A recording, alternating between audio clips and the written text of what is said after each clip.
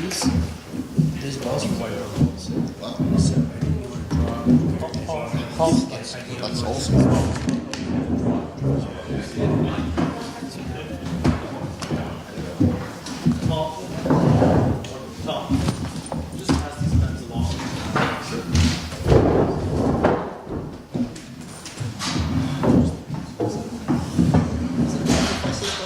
You do anything.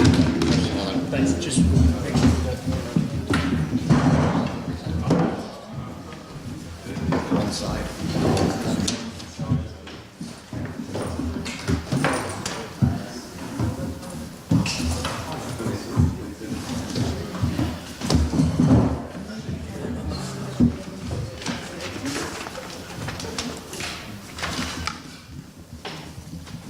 You good?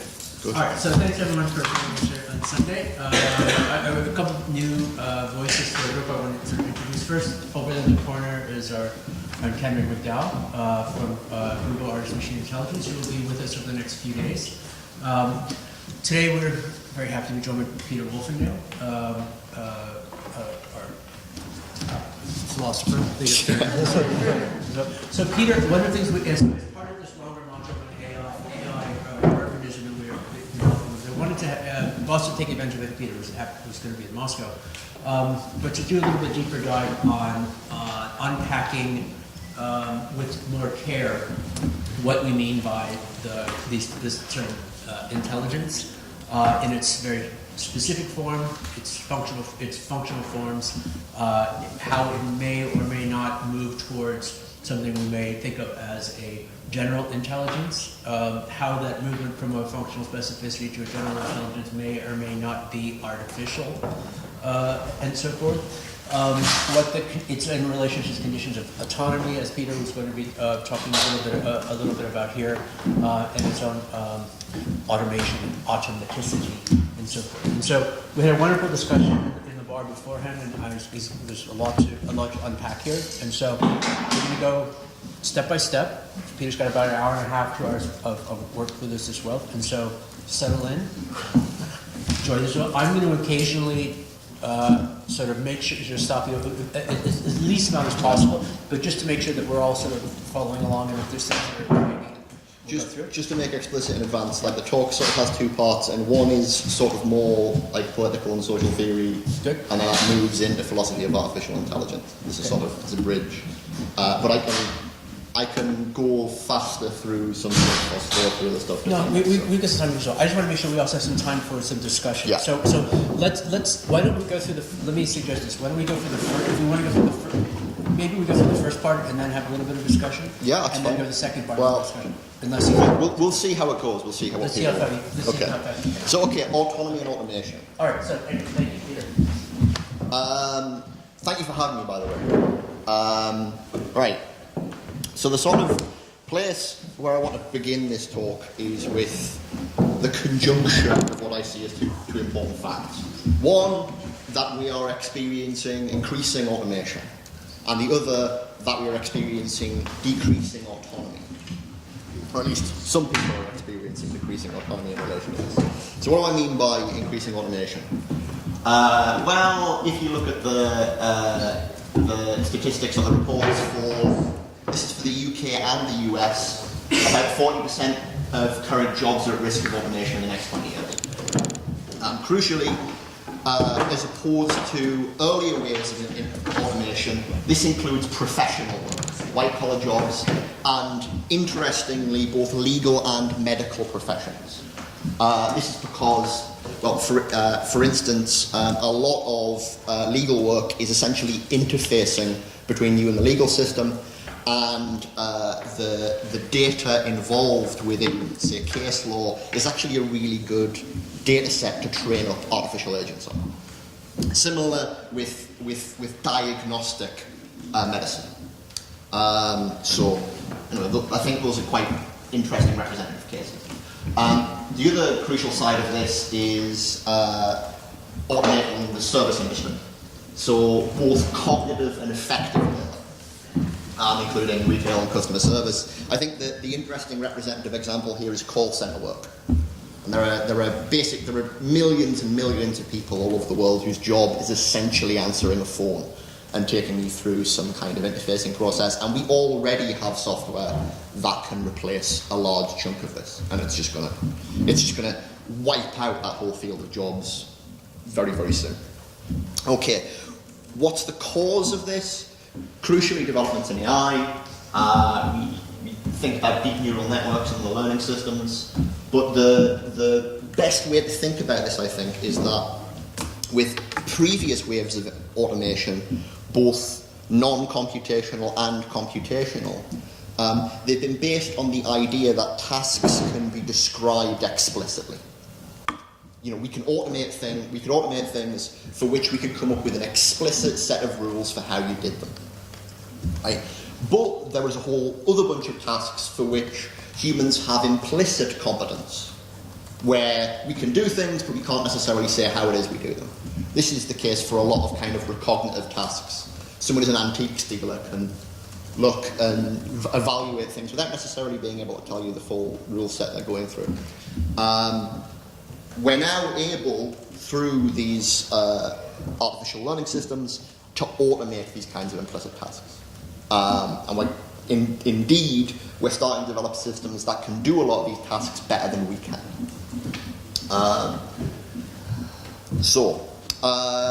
Decreasing autonomy, what do I mean by this? I've got sort of four rough ideas. One, we might call hyper-Taylorism. And this is basically the extension of Taylorism to its logical extreme, breaking down jobs into all of their smallest component elements, such that you become exactly clear on the contribution of the human cognitive system into them.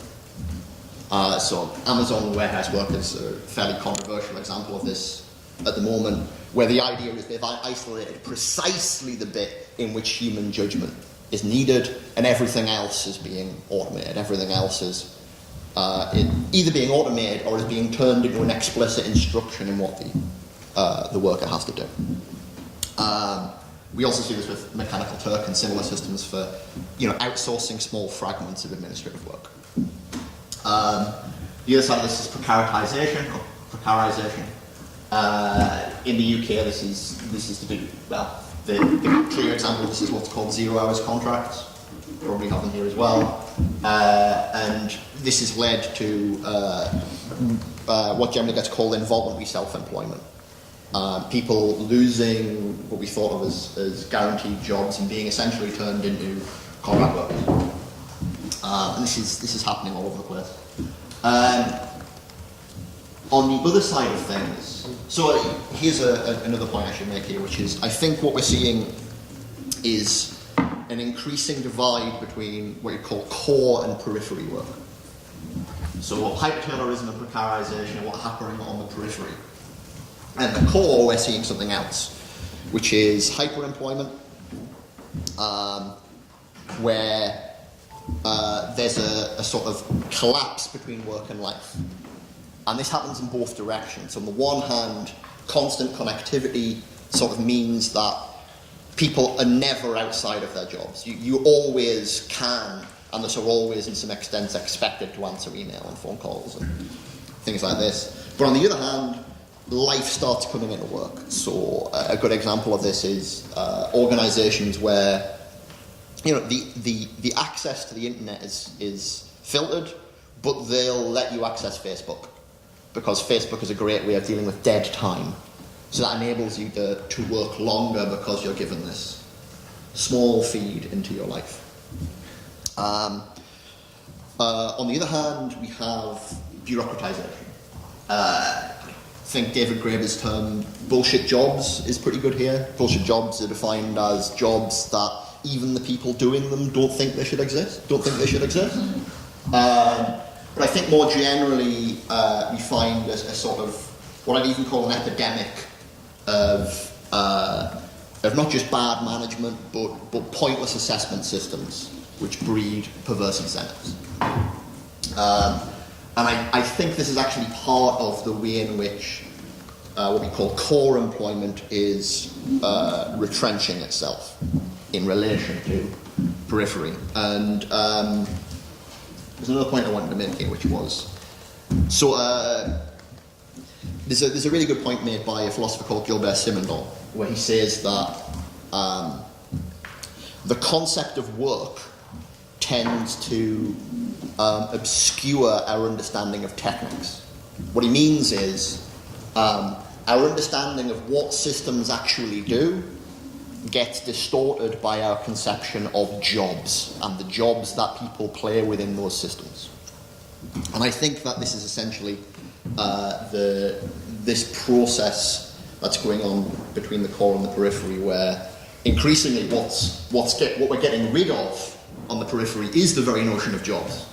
So we're focusing on the technical side of systems and working on the minimal ways in which humans have to be involved in them, whereas in the core, we're doubling down upon the notion of the job and trying to figure out how we retain it and the social structures that are built around it in the face of automation. Right. Okay. Increasing automation, decreasing autonomy. How should we think about the connection between these? I'm going to go on a really long detour. And it's going to be based around this question: when are we exactly? Like, if this is the current moment, how should we characterize this current moment within the context of the history of the last several hundred years that have gotten us here? So, post-war. I'm going to talk about this from two different perspectives. In terms of economics, which is to say in terms of capitalism. And then the key features to understand here are modes of production and modes of consumption. Marx would also talk about modes of distribution and modes of exchange, but we'll push those to one side. And I think the key concepts here are work and leisure. I've already indicated why work is important. From the political side, I want to talk about modernity. And I think the key features here are what we call modes of governance and modes of subjectivation. And the key concepts are self and other. So what I mean here is modes of governance, modes of subjectivation are the ways in which we are made to relate to ourselves and see ourselves as individuals. And modes of governance are the structures through which individuals are organised into societies and the way in which power is projected through those societies. Okay, so capitalism. Here's a concise history of capitalism. So we have feudalism, and then the transition from feudalism is into agrarian capitalism in the 16th and 17th centuries. This is often called mercantilism, where we get competition driving incentives to produce more. And this leads to trade wars, where you get competition between different states in order to deal with surplus production. This then leads into industrial capitalism, and everything really takes off. And here I'm going to borrow the analysis of Paul Mason, who wrote this book called Post-Capitalism. And this analysis is based on a Soviet economist, Kondratyev, who basically characterized the history of capitalism in terms of 50-year waves. And crucially, there are 4 of these 50-year waves. And the way in which Mason analyzes these is in terms of what he call the techno-economic paradigm at the heart of each wave. So the idea is, in essence, you have a series of technologies which come together, and the 25-year upswing of the wave is these technologies being rolled out, and the way in which the mode of production is changed by the rollout of these technologies. And then what happens in essence is the rollout runs out of its ability to fight the decline of the decline of profit, and so in essence you have a build-up of capital which has nowhere to invest in the second 25-year downswing. And then all that capital ends up getting put into the next wave of technologies and breeding the next wave. So the waves we have are the first wave, which is based around factories, steam power, canals. Then we have a second wave, which is based principally around machine-produced machines, and the ability to make more precise machines by having machine built. Telegraphs, railways, steamships, new modes of communication and transport. Then we hit the 20th century, and there are sort of three phases of capitalism that people tend to talk about in the 20th century under the heading of financial capitalism. These don't line up precisely with the waves, rather they kind of come in between. So we begin with monopoly capitalism, which is sort of characterized by cartels, Standard Oil and the robber barons in the US, good examples. This gives way to the sort of third wave of capitalism, which is heavy industry, electrical engineering, telephones and mass production.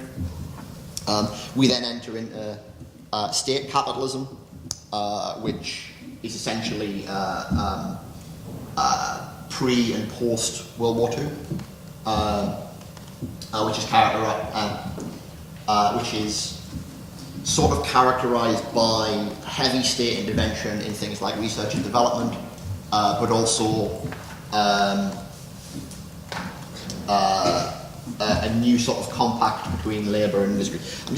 Sorry, there's a point I meant to make here. This is a really Western-centric history. I apologise.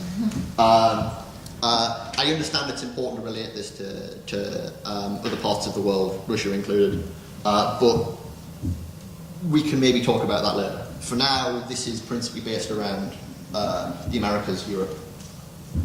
Anyway, fourth wave. This is what kicks off after the Second World War, and it's basically driven by the technologies developed during the Second World War. So it's factory automation, transistors, synthetic materials, and automated calculation, where computers really start entering it. Now, the big question that Mason raises is, has there been a fifth wave? And if not, why not? Now, there is a series of technologies that should have created a fifth wave of capitalism, which are basically the technologies of information. Networks, mobile communications, information goods, and the increasing advances in computing power and complexity. But if you actually look at the economic data, it looks like you'd basically expect a fifth wave. You'd expect the fourth wave to peak around about 1973. So it's something like 1947 to 1973, and then you'd expect a 25-year downswing, and you'd expect another wave to happen. Instead, what we actually see is something like a long downturn. Instead of a 25-year downswing, we see a downswing that just carries on. And this gets identified with this third phase of financial capitalism, neoliberal capitalism. And there are various reasons you might want to identify for why neoliberalism prolongs the fourth wave, and why there isn't a fifth wave of capitalism driven by investment within these technologies. I think most people will have probably heard way too much about neoliberalism for one lifetime, so I'm just going to skip any of that and rather skip to the question, like,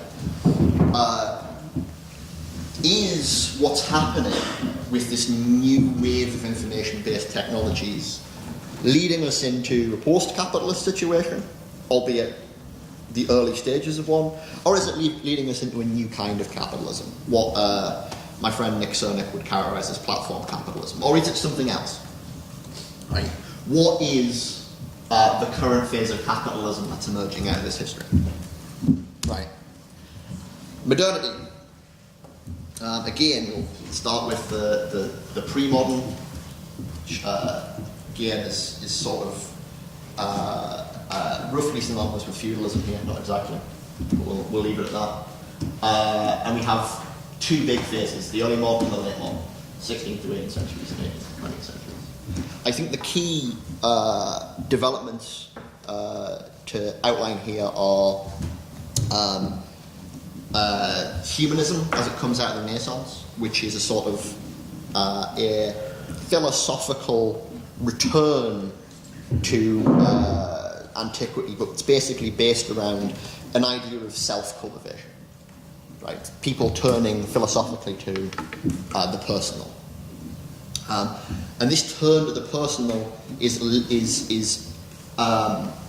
borne out in various different ways. So we get the birth of the novel and the notion of authorship, the idea of literature coming out of the authority of an individual and being identified with the personal. We get personal religion in the Reformation, the notion of a personal God rather than God being mediated by the church. And we get the Enlightenment, which is the birth of empirical science, which is fundamentally, again, about rejection of certain modes of authority and the employment of personal reason. Between the Reformation and the Enlightenment, we can talk about these as the sort of beginning of secularization. In the late modern period, the key developments are industrialization, which leads to urbanization. And urbanization fundamentally leads to experimentation with new modes of personhood, essentially. New ways of identifying ourselves and seeing ourselves. Crucially because cities can support more of that. We also get the formalization of literature. So although the novel begins at least as early as Don Quixote, it's not until the sort of end of the 18th century where literature is actually formalized into a thing. Particularly it's by the generation of a readership. It's not until at that point where you get a widespread readership for the novel. Put it in a different way, a market for literature. We also get at the same time the sort of proper separation of art and craft, where artists cease simply to be artisans and they become more like authors. They get creative ownership of the things that they create. And again, this is a kind of mode of personal identification. And finally, the rise of the bourgeoisie and the notion of leisure. And what I mean here is not simply an increase in free time, which definitely happens, but rather the development of modes of identification and recreation that are not associated with work. And indeed, a market for forms of identification, self-identification through life. Right, so that's modernity. Where are we now? Well, some people would say we've been in post-modernity since the middle of the 20th century. If you listen to Lyotard and other people, they'll talk about the collapse of grand narratives and how this reconception of progress and our relation to the future means we're no longer within the modern period. I'm not sure about that. Other people will say we're in high modernity. And others still will try and characterise where we are in terms of various new forms of modernism, be it metamodernism or transmodernism. This is still up in the air, right? So let's try and break down the core of the economic analysis. Feudalism, capitalism, post-capitalism, what are the kind of characteristics of these phases? In feudalism, the mode of production is very much organised by caste and it's based around agriculture. And consumption is very much based around the hierarchical structure of the organisation of society and tithing. So you get more of the slice of the pie as you go to the top, to the sovereign, or whatever you consider the ruling class to be. In capitalism, really what we get is a move to wage labour, right? And indeed a division of labour in such a way that production becomes both more complex and more dynamic. And indeed, this leads into the automation of non-cognitive labour. And the mode of consumption, characterised by classical capitalism, is, I'd say, defined in terms of, on the one hand, the creation of markets, on the other hand, the creation of consumers. So in early capitalism, consumption drives production. So the spice trade and the desire for sugar in Europe ends up creating modes of transit and then colonization and sugar plantations and things like this. But then we get this shift into production driving consumption, where, so for example, the automation of the textile industry in England creates an internal market for mass-produced textiles, but then there needs to be the creation of new external markets for that to deal with the surplus production, and so we flood India, and India becomes this external market for textiles. And then, we go through these phases of creating external markets and then finding new internal markets. And this leads, crucially, to the act of creation of consumers. The best example of this being sort of Fordism in the US. And the selling of consumer goods, the marketing of consumer goods, in terms of a certain model of what it is to be a consumer within that society, very much based around the family in which one person, the husband has a good job and the wife stays at home. Everything is marketed around that particular conception of a consumer. But we've seen various stages of this in terms of the history of but anyway. Finally, post-capitalism, or wherever we are, what's characteristic of the present moment? I think we've switched from the division of labour to what we might call the division of labourers. Right? We're no longer simply breaking down tasks involved within the production process, we're breaking down labourers themselves within their component mechanisms and seeing how they fit into those processes. Right? And this is crucially tied with the automation of cognitive labour. Right? And in terms of the mode of consumption, I think we've moved from simply creating consumers to creating acts. Right? Just as we're breaking people down into their component talents and abilities to engage in production, we're also breaking down people into individual motivational mechanisms that we're trying to exploit. So creating dopamine loops that keep you checking your Facebook feed endlessly. I think this is tied into, on the other hand, what I call cognitive capture. The example I have of this is, I don't know if anybody has an Audible account. It's Amazon's audiobook thing. I have failed to cancel my Audible account for like at least 7 months. And the reason for this is that it moved from being an opt-in decision, where I decide to buy individual things, to being an opt-out decision. Audible is now part of my cognitive ecology, right? And there are a whole variety of services in the modern world, where indeed products have become services that are based around things inserting themselves into your decision process. Taking a weight off you, you no longer have to make decisions, but that's because your decisions have been outsourced in some way. Right. And I think this is crucially tied up to this division of people and the cognitive components. Right. Political analysis.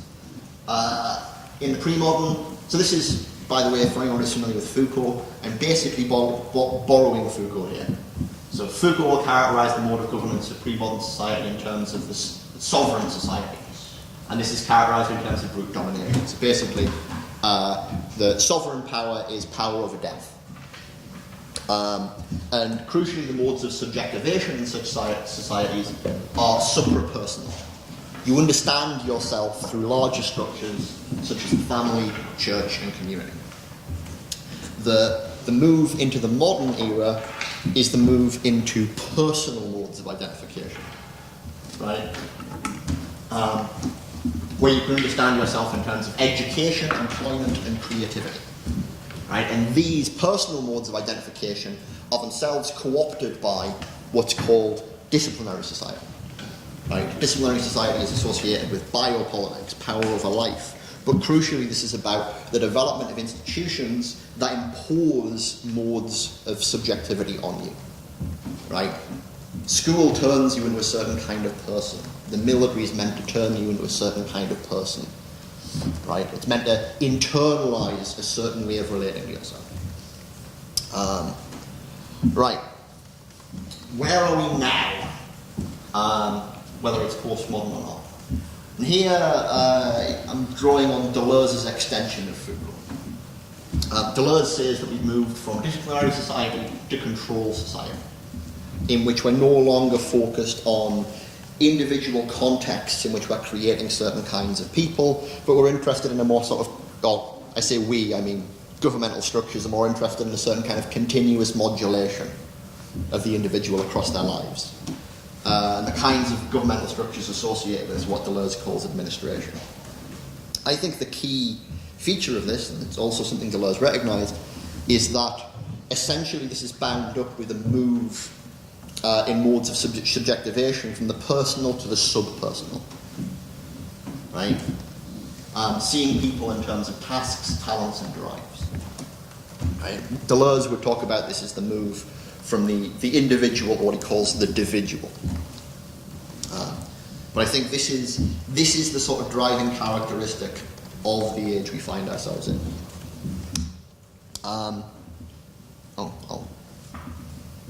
So, just quickly, in the head, move from suprapersonal to personal to subpersonal. Now, what I've basically been talking about is the sort of history and fate of what you might want to call personal freedom. Here's a bit of a philosophical interlude. If we're going to talk about the fate of personal freedom, we probably want to understand what freedom is. So what is freedom? The most famous and common debate regarding freedom in philosophy is what's called the debate regarding free will and determinism. So whether free will and determinism are compatible. If the world is completely causally determined, meaning that each of my actions and everything that I do is causally determined, how can I be said to be free? There are two basic approaches to this. Compatibilism, which will argue that indeed free will is compatible with determinism, either because we can treat, instead of thinking of freedom in terms of indetermination, like not being determined, we can think about it in terms of uncertainty. Like we don't know exactly what we're going to do. Or by trying to reconceive the notion of responsibility that's bound up with free will. Crucially, the sorts of cases that are involved here are, for instance, imagine someone who's been charged with a crime who's in court and who wants to say that, actually, I'm not culpable, I do not have responsibility for this because my background, my social background led to me committing the crime that I committed. Right? I was determined to commit this, and so I am not responsible. And that, if you extend it, leads to, well, everything that's happened since the Big Bang led up to me doing exactly that action, therefore I can't be responsible. And indeed, no one can be responsible for any of their actions. One other way of trying to argue for compatibilism is to try and weaken this notion of responsibility in various ways. Far more silly is incompatibilism, which either boils down to fatalism, which you just deny that there is such a thing as free will, or becomes libertarianism, which tries to argue that the world itself is not deterministic. Right? Sometimes by saying, well, quantum mechanics isn't deterministic, quantum mechanics involves probability, therefore we have free will, which I think is just it's like a magic trick, it's just pulling a rabbit out of a hat. It's got nothing to do with the question. And other slightly more complicated arguments will argue, for instance, that the way in which science explains the world doesn't give us this kind of complete deterministic explanation. There are cracks between the local ways in which science explains various different phenomena, and that this leaves some room for free will.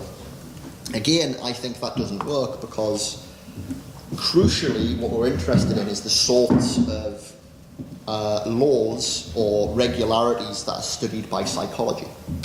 Right? It doesn't matter if the kinds of causality that involved are more or less probabilistic. Right? If you create some kind of marketing meme that only gets 80% of people, right, that's still a problem for the free will of those 80% of people. So, what's wrong with this debate? Crucially, I think, this whole way of conceiving the issue of free will is wrong. And it's wrong because of a point made by Spinoza, which is that free will presupposes determinism. It's not simply that free will and determinism are compatible, it's that free will makes no sense without determinism. Because the problem of free will is a problem regarding, it's a matter of being caused in the right way.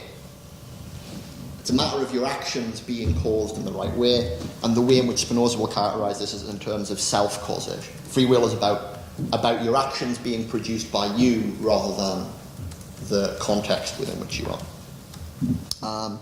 Still, there is an issue in this debate which I think Spinoza's analysis doesn't actually address. I think this comes out in the work of Immanuel Kant. And this is crucially that there's a difference between being autonomous and being automatic, right? So when we create artificial agents, right, they're self-caused, right? They're acting automatically. Indeed, this is what automatic means. But we'd like to say that they're not autonomous in a deeper sense, and what Kant would characterize this in terms of self-legislation. Right? They're not giving themselves their own principles. They're not acting in accordance with their own rules. Right? They've been given rules by others. Okay. This distinction between self-causation and self-legislation will become more important further on. So, if this is not how we should be thinking about freedom, how should we be thinking about freedom? I have three rough distinctions that I think are useful. First of all, distinction between positive and negative freedom. Positive freedom is freedom to. It's having capacities. Negative freedom is freedom from. Freedom from action upon you. The liberal tradition tends to focus largely on negative freedom. So freedom from state power, for instance. But you might want to talk about positive freedoms in a political context. So, for instance, negatively speaking, I have the freedom to buy a yacht. Right? Positively, I don't have the capacity to buy a yacht. I don't have that money. Right? That's a positive capacity I don't have. But perhaps more simply, like playing the guitar, I can't play the guitar. No matter how much I want to, I just don't have the capacity to. I haven't learned it. Right? You can talk about a difference between qualitative and quantitative freedoms. So far, the examples I've given are largely qualitative. And the most basic qualitative distinction is indeed between things that are free and things that aren't. Right? The distinction I just made between automatons, automatic agents, and autonomous agents, that's a qualitative distinction. Right? There is such a thing as having no freedom. But we can also talk about quantitative freedoms.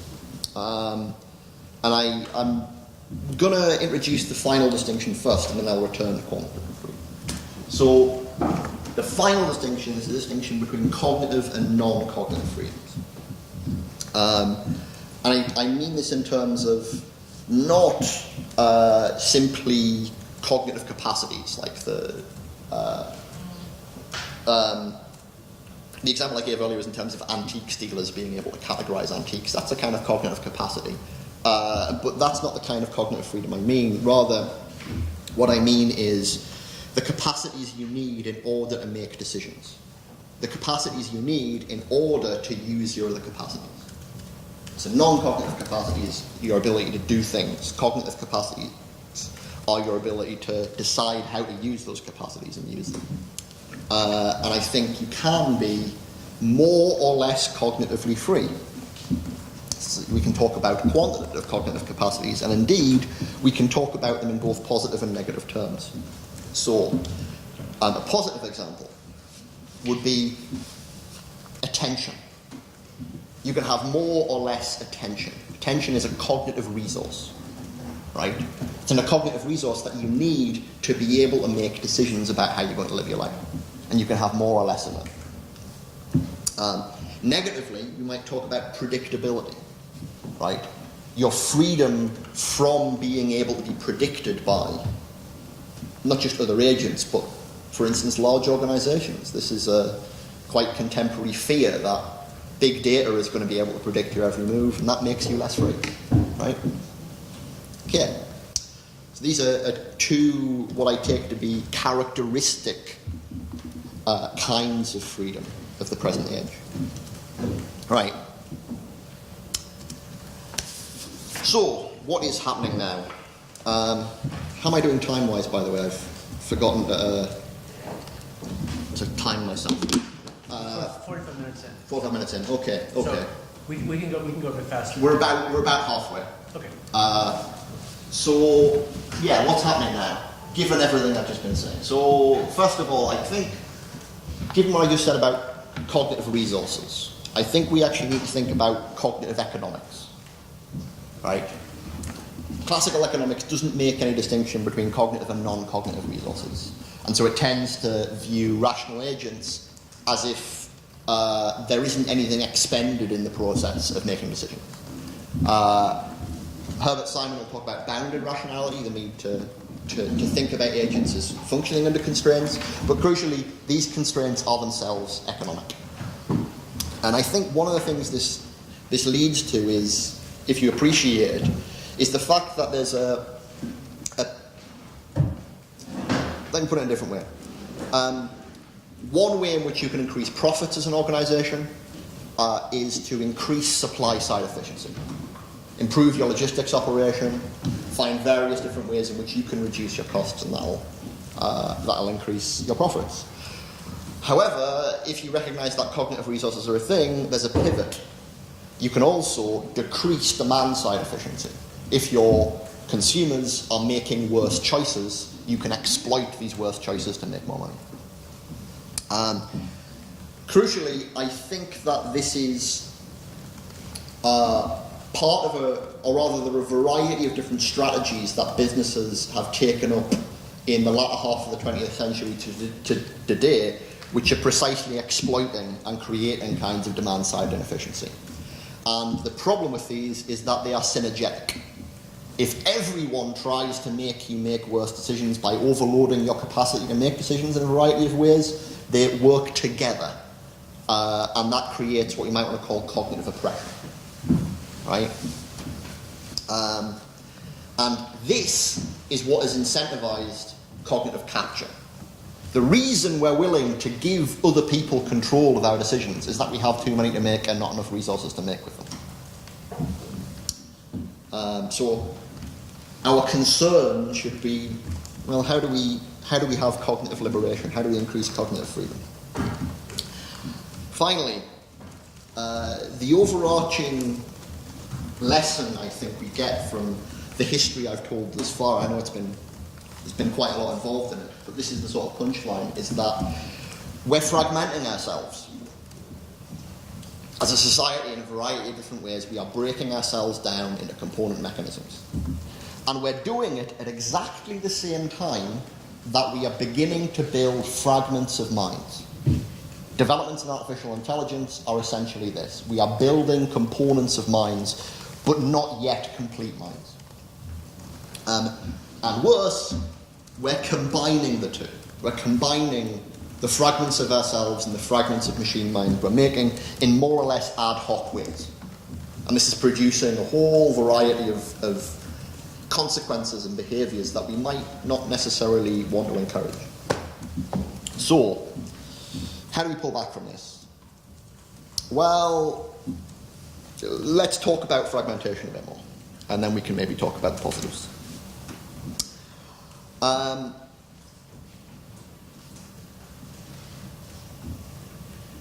Here's the way in which I'm going to approach it. By trying to talk first about the automatic forms of cognition that we're building and that are already present in animals, who I would say are not autonomous agents in the way that we are autonomous agents. And the big question, both artificially and in terms of sort of evolutionary history, is how do we build up from systems that we treat as if they're rational agents to systems that are genuinely rational agents? what I mean by this is what I call analogical bootstrapping.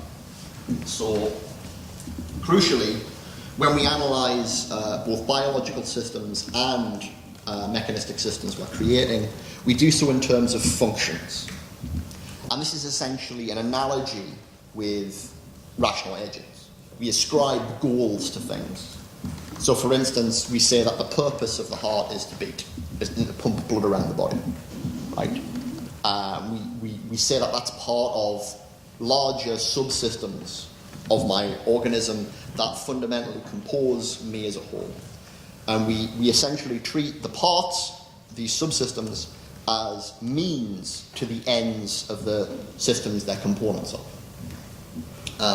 And we use these ideas of success, and we use the idea of success and failure in relation to these purposes to get a grip on the ways in which the system functions. So we understand that if the aortic valve fails, the heart will fail, which means blood won't get pumped around the body, which means the respiratory system will fail, which means I will die, right? This kind of reasoning extends into evolutionary reasoning and understanding behaviours in terms of strategy. But I'm not going to go into that in too much detail. The important thing is when we're describing systems in this way, we are describing them by analogy with full-blown rational agents. The other kind of analogy we use is what we call representational explanation. And this is an analogy with theoretical reasoning rather than practical reasoning. And instead of using success and failure, we get a notion of an accuracy and inaccuracy. So when I characterize a frog as a psychological system, and I try and understand why it moves out its tongue to catch the fly, we can say that there's a brain state within the frog that's representing the fly as the fly moves across, right? And we can talk about the success and failure of that overarching psychological system in terms of the accuracy and inaccuracy of the representational mechanism. Again, analogical bootstrapping is trying to get from a process where we're describing something analogically, we're describing the frog as if it can have beliefs about its environment, right, to something that genuinely can have beliefs about its environment. Right. That's the conceptual methodology of thinking about artificial general intelligence. Okay. Still, these not quite autonomous systems, how do we characterize them? Crucially, I'm talking about cybernetics here. Crucially, we think about them in terms of parochial problems. We think about them as being characterized in terms of sort of problems for interacting with our environment. So I've got 3 examples here. So root systems. Plants have root systems that grow in such a way that they optimize for finding water and nutrients, right? Convolutional neural networks, right, that we've trained up to perform certain kinds of recognition tasks, such as, for instance, classifying antiques, right? This is a certain kind of problem that they've been given to optimize for, right? And similarly, mice, slightly more complex psychological systems, they navigate a local environment in order to find food, reproduce, and evade predators, right? These are problems that we take the environment to have posed to mice over their evolutionary history that they have somehow been optimized for by evolution. Right? These are the sort of framing problems in terms of which we're going to use these analogies to explain how the systems work. Okay. And I think there are various layers that we bootstrap up through here. So first of all, we talk about drives, which are simply ways of modulating behaviour on the basis of sensation. So you've got information input, and you've got information output, right? Variable input is somehow correlated to variable output. Drives can be really, really simple. Take the example of root systems that I've already given. A root system doesn't have any representation of its goal. The root system is just operating through various interacting hormonal signals. Right? There's no representation of must find water, must find area.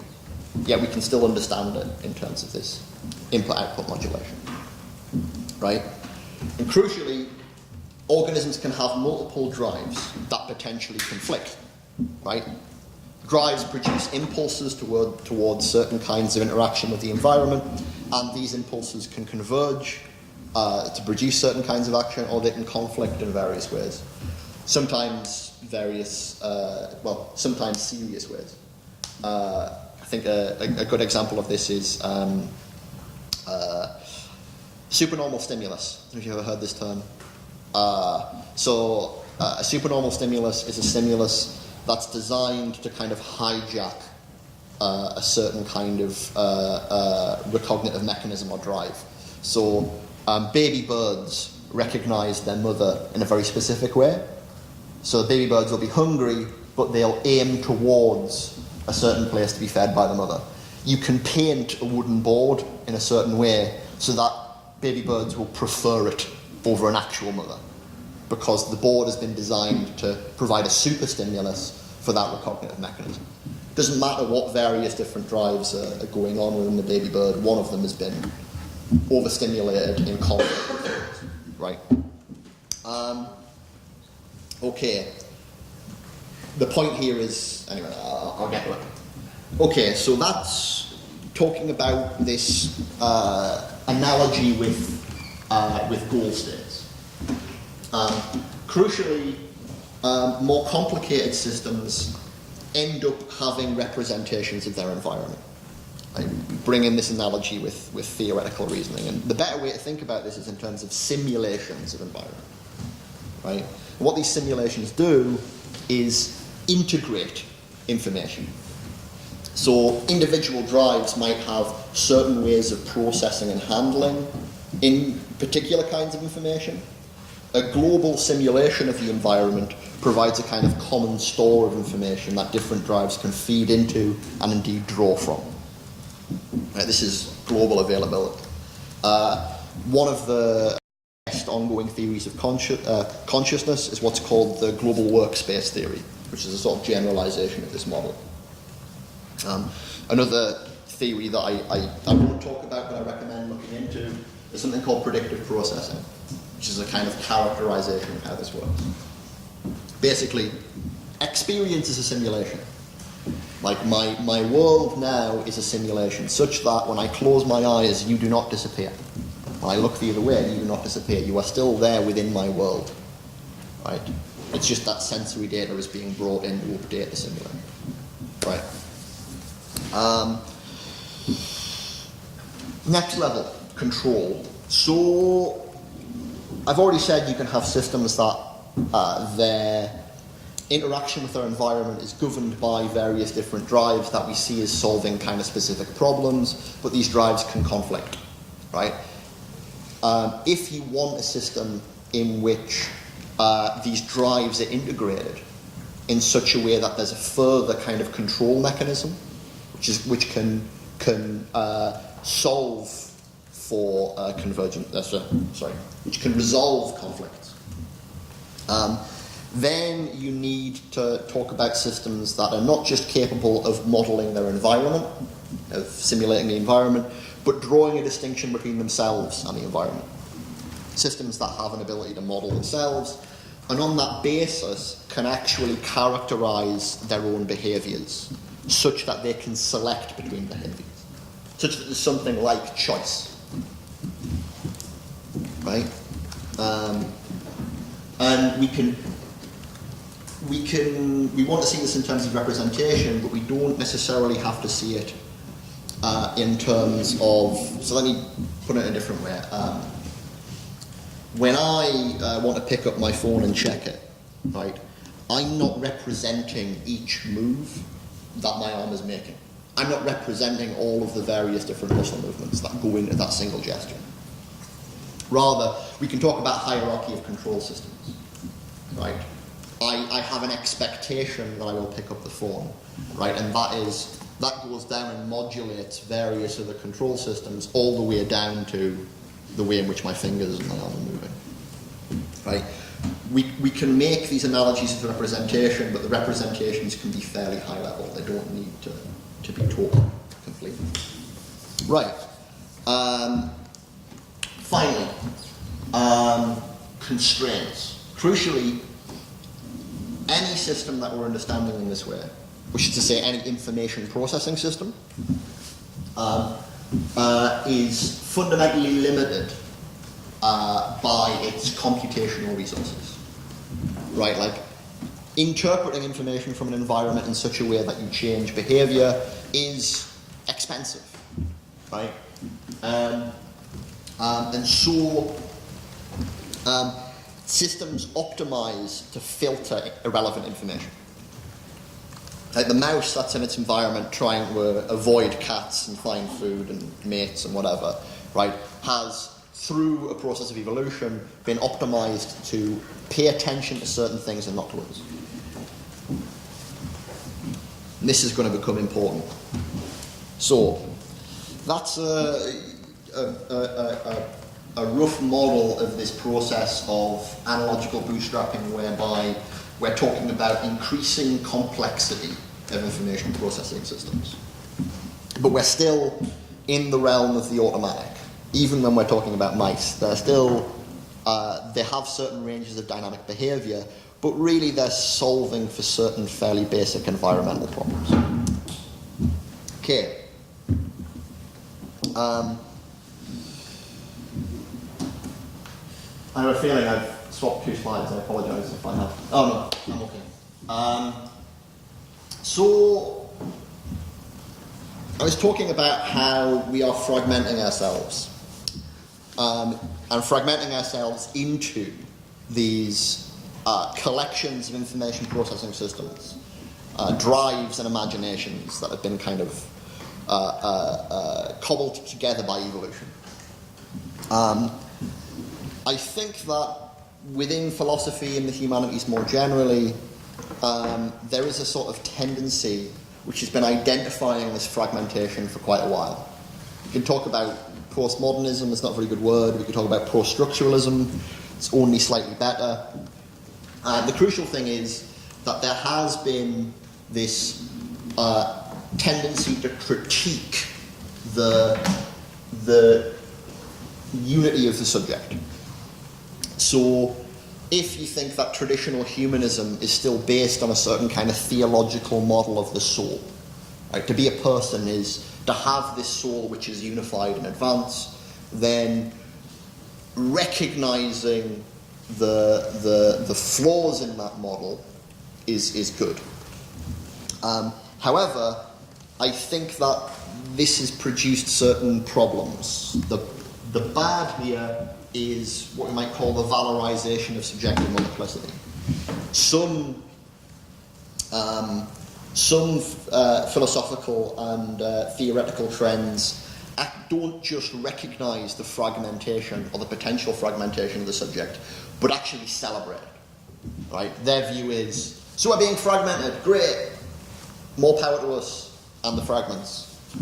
And I think a lot of stuff that comes out of, let's say, Deleuze, being influenced by Deleuze's theories. Again, I'm trying to presuppose too much knowledge, and in particular, affect theory tends to fall into this kind of view. And at its most ugly, what we get is a kind of allergy to the very notion of control. This, to some extent, is influenced by this Deleuzean critique of control societies. But what it ends up being is what you might want to call an anti-cybernetics, right? People want to understand us and the world around us as being constituted out of these various sort of dynamic interactive systems. But they don't want to see these systems as having control processes. And they certainly don't want to characterize us in terms of control processes, because they think that doing so makes us open to control from societal, governmental modes of power. I think that this is disastrous. Like, if we're not able to think about ourselves in terms of control, we're simply inviting others to control us. And so I want to kind of try and rehabilitate a notion of control, and crucially rehabilitate it in relation to this notion of the person and personhood. Okay, where do we start here then? Well, we start by trying to differentiate between control and agency. So we want to differentiate between the mouse, right, which has a way of modulating its various drives in relation to the choices it needs to make in its environment, right, to something like us, where we say we genuinely have the capacity to act, not simply to modulate our behaviour in a particular environment. So, crucially, what's the difference between an action and an event? Events are things that simply happen, but we think that actions are things that, in some sense, we are responsible for. So, when I fall and trip in the street, that's just something that happens. When I pick myself up, that's an action.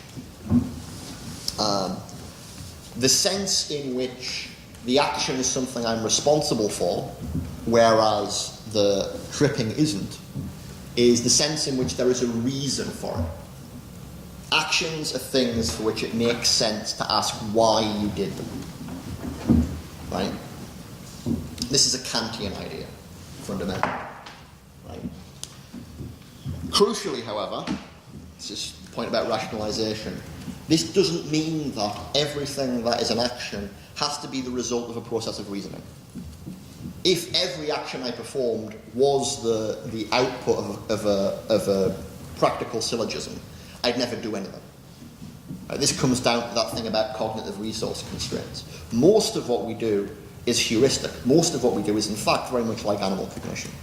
Right? So when I drive a car, right, when I shift gears, right, I'm not doing that as the result of a process of reasoning. I'm doing it because that's what I've learned to do within the context of performing this kind of action. Right? However, this can still be considered an action as long as we can see it as cohering with our desires and our practical commitments. So, right, insofar as, retrospectively, if we need to, we can see this as fitting into the reasons we have for doing things. Right? If afterwards you can ask me, like, why did you shift gear, and I can give you a good reason why, right? Because that fitted into my set of projects for driving the car to pick up someone at an airport or whatever, right? That's perfectly fine, right? As long as I can keep track of my commitments, and crucially, how my drives fit into them. Right? If I can articulate the drives that are producing certain impulses underlying these actions. So, like, if I can, if you ask me, why did you go to this pizza shop rather than this pizza shop? And I say, look, I prefer this kind of pizza. I like the superior amount of tomato sauce that's on this one. That's me articulating a certain kind of preference which comes from a certain sort of motivational mechanism. And indeed, it enables me to own that drive. Right? I claim that impulse as being part of me. However, if all I could ever do was post hoc rationalization, there'd be a problem. Like, if I could only ever retrospectively articulate reasons for why I'd done, and never act on the basis of reasoning. So, like, if I have a certain kind of practical project and I explain it to you and I say, look, I'm going to the airport because I'm going to pick up this person and so on, and you say, well, look, you can't both drive to the airport and go and prepare this seminar or whatever else. These two things are incompatible, and you can't change how you're going to act on the basis of that. Then we'd say, really, you're not a rational agent. Right? Rational agency isn't just about this ability to contextualize your actions within the context of a set of reasons. It has to involve a certain amount of reasoning and the ability to actually output behavior on the basis of those reasons. crucially, this is why we can talk about what gets called akrasia in Greek, but that just means weakness of the will. Like, we all have moments in which we do things that we know we shouldn't do. Like, we know, I have the best reason tells me to do this, like to get out of the house, go down to the library early, have a really productive day, and instead you stay in and watch TV. We can see this as a failure of will, a failure of the mechanisms that are supposed to get us from reasoning to action. Okay, so crucially, if you don't have those mechanisms, you're not an agent. Right, how does this relate to personal autonomy? So we're back to that distinction between self-causation and self-legislation that we got from Spinoza and Kant. Crucially, in order to talk about this, I need to talk about normativity. I just want to say very briefly that the way in which the word normativity is used within a humanities context is sometimes confusing. Because sometimes, particularly, for instance, if you were reading stuff in queer theory, people would talk about normativity as being about oppressive normality, like the imposition of normal behaviours on everyone, right? Like, say, compulsory heterosexuality or whatever. However, there's a different way of using the notion of normativity. It doesn't have to be interpreted in terms of normality. It can be interpreted in terms of prescription, right? In terms of what ought to be done, right? And crucially, norms, in this sense, don't have to be normal. Like, we might say, for instance, the ideal of justice is a norm. Right? We should act in just ways, but justice is fairly rare in the world. It's not a normal state of affairs, right? Similarly, an example of a different kind of norm, non-contradiction or consistency, right? I should have consistent beliefs. So if you find an inconsistency in my beliefs, you can't both believe this and that, then I have to get rid of one of them, right? Something I should do. Now, all of us have inconsistent beliefs, right? To have no inconsistent beliefs isn't really a state we can end up in. It's simply that we should get rid of them when we find them. So there are norms of rational agency, right, that we can live up to more or less well. And for the most part, we're not very good agents, but that doesn't mean we're not agents. Okay. Self-legislation is about which norms you are bound by. It's about what rules that you should act in accordance with. The idea of being autonomous in the sense of being self-legislating is the idea that you choose which laws you are bound by, which norms you are bound by. Right? And crucially, you can see this in the context of ethical norms. Right? So Kant would say, like, even if God himself comes down, in front of you and says, act in this way, right? You shouldn't act in that way unless he gives you a reason to act in that way, right? You are still the one who assesses whether or not there are reasons for acting a certain way, whether you should act in that way. However, there is a problem with this, which is, and I'll introduce this in terms of what I call the distinction between force and content. This is the notion I get from Robert Brandom. Crucially, if you could always specify which rules you're governed by, then there'd be a sense in which you couldn't be governed by any rules. Right, so if let me put it in a different way. I always have authority over the force of norms, so which norms I'm bound by, but the content of those norms is something that exceeds me and exceeds my authority. So what I mean by that is, if, for instance, I said, okay, I'm a revolutionary anarchist, right? I'm committing myself to revolutionary anarchism down, right?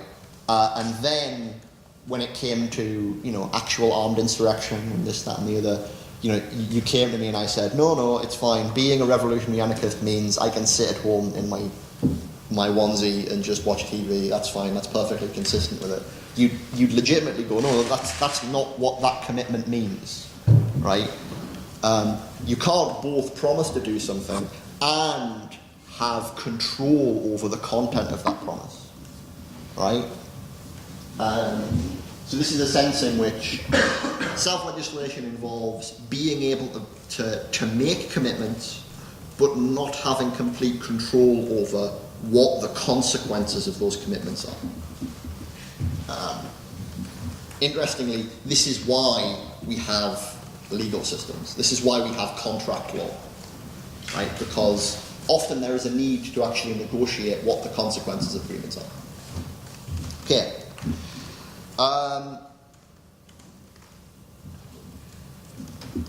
I promise this will become important.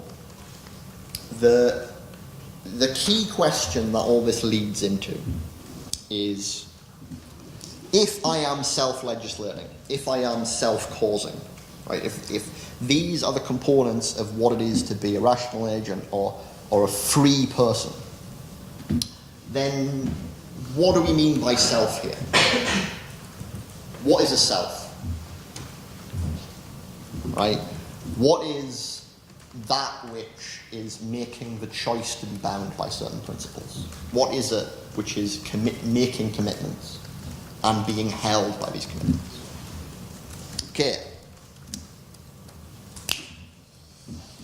From fragmentation to integration. Like, how do we bind all of these different systems we've been talking about into rational agents that are autonomous, which is to say self-legislating? How do we take that final leap up the analogical tree to talking about genuine systems that have personal autonomy? So, let's do this from an artificial intelligence perspective. This is why the notion of AGI is quite useful, because if we can describe what it is to build a general intelligence, functionally what something would have to be able to do in order to be a general intelligence, then we also learn something about ourselves, because we are general intelligences. So approaching these kinds of questions from the direction of AI can tell us things about ourselves, and that might tell us something about this moment in time we're at and where we should go. So, crucially, the main question is, what does the G stand for? Right? Moving from AI to AGI, what does this notion of generality entail? The way I'm going to explain this is by kind of going in reverse order through AGI. So what do we mean by intelligence, first of all?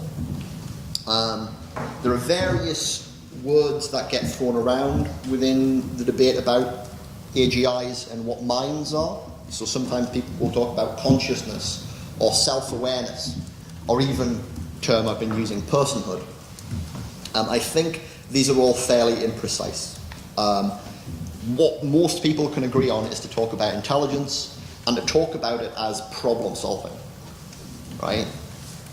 And this makes sense of when we were talking about mice and convolutional neural networks, because we were talking about them as solving certain kinds of problems. But there were certain limited ranges of problems. Whereas general intelligence, what constitutes the generality here is some sort of unrestrictedness. Some notion of being able to solve wide ranges of problems outside of those little parochial evolutionary frames.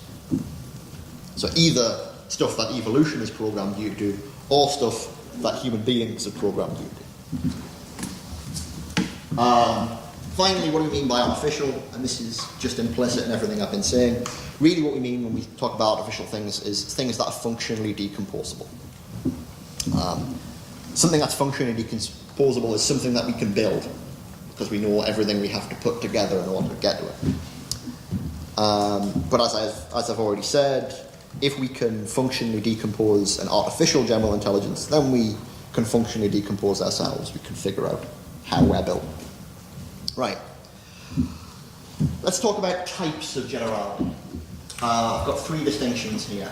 So the first of all is we could talk about generality or general intelligence in absolute or relative terms. Initially, when people started talking about artificial intelligence, it was all characterized in relative terms as being about human-like intelligence. So the original problem was, how do we make something which has a mind like a human, right? More recently, we started talking in terms of what you might want to call a qualitative distinction, right? So a qualitative way of looking at AGI would be in terms of, we very much like what I was talking about in terms of the distinction between the animal and us.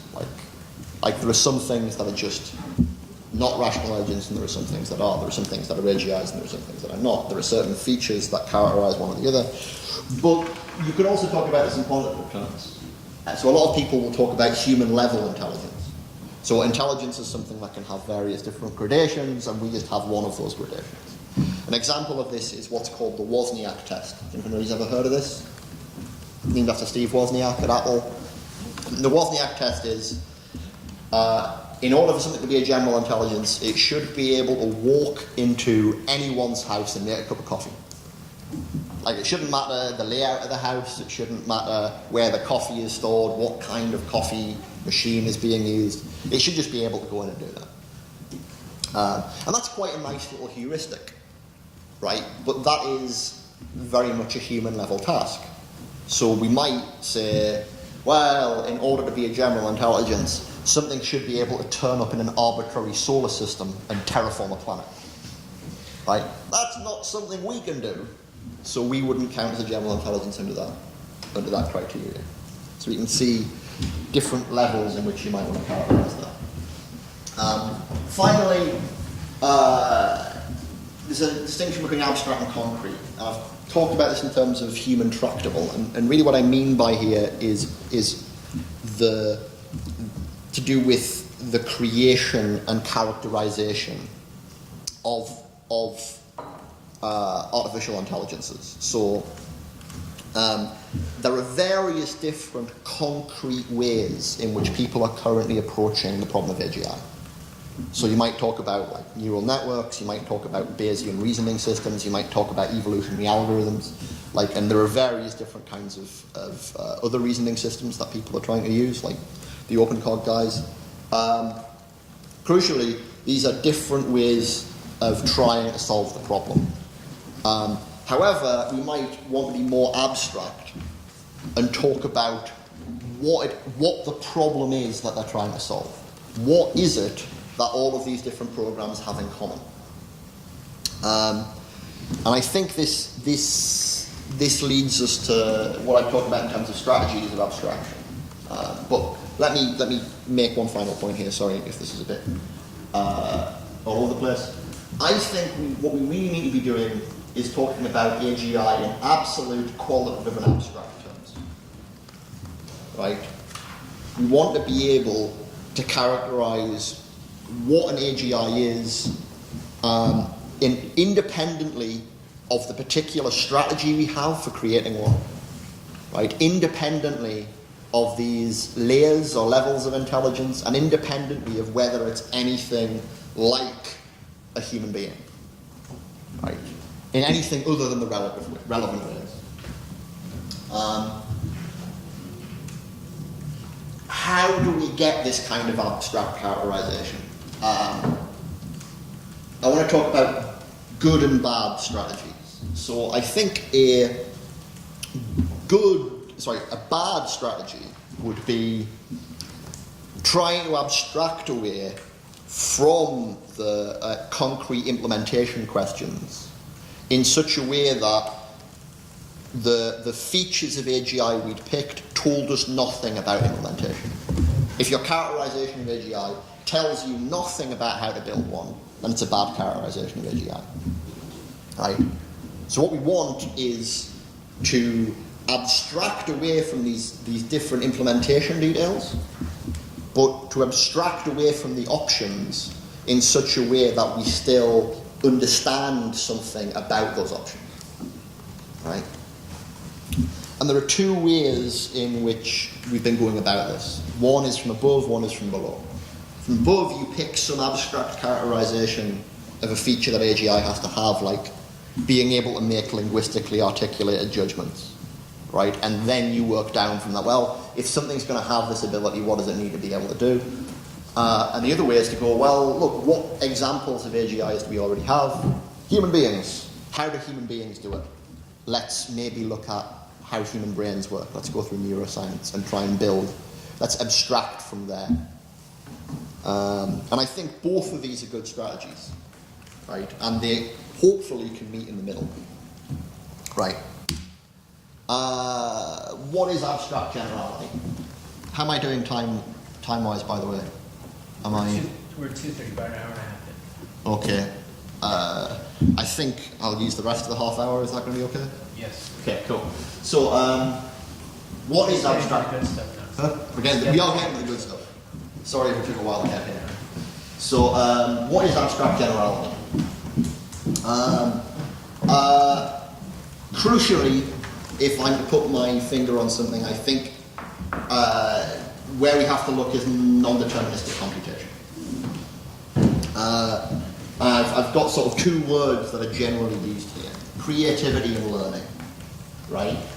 But the best way to actually think about this is in terms of, strangely enough, mathematics, right?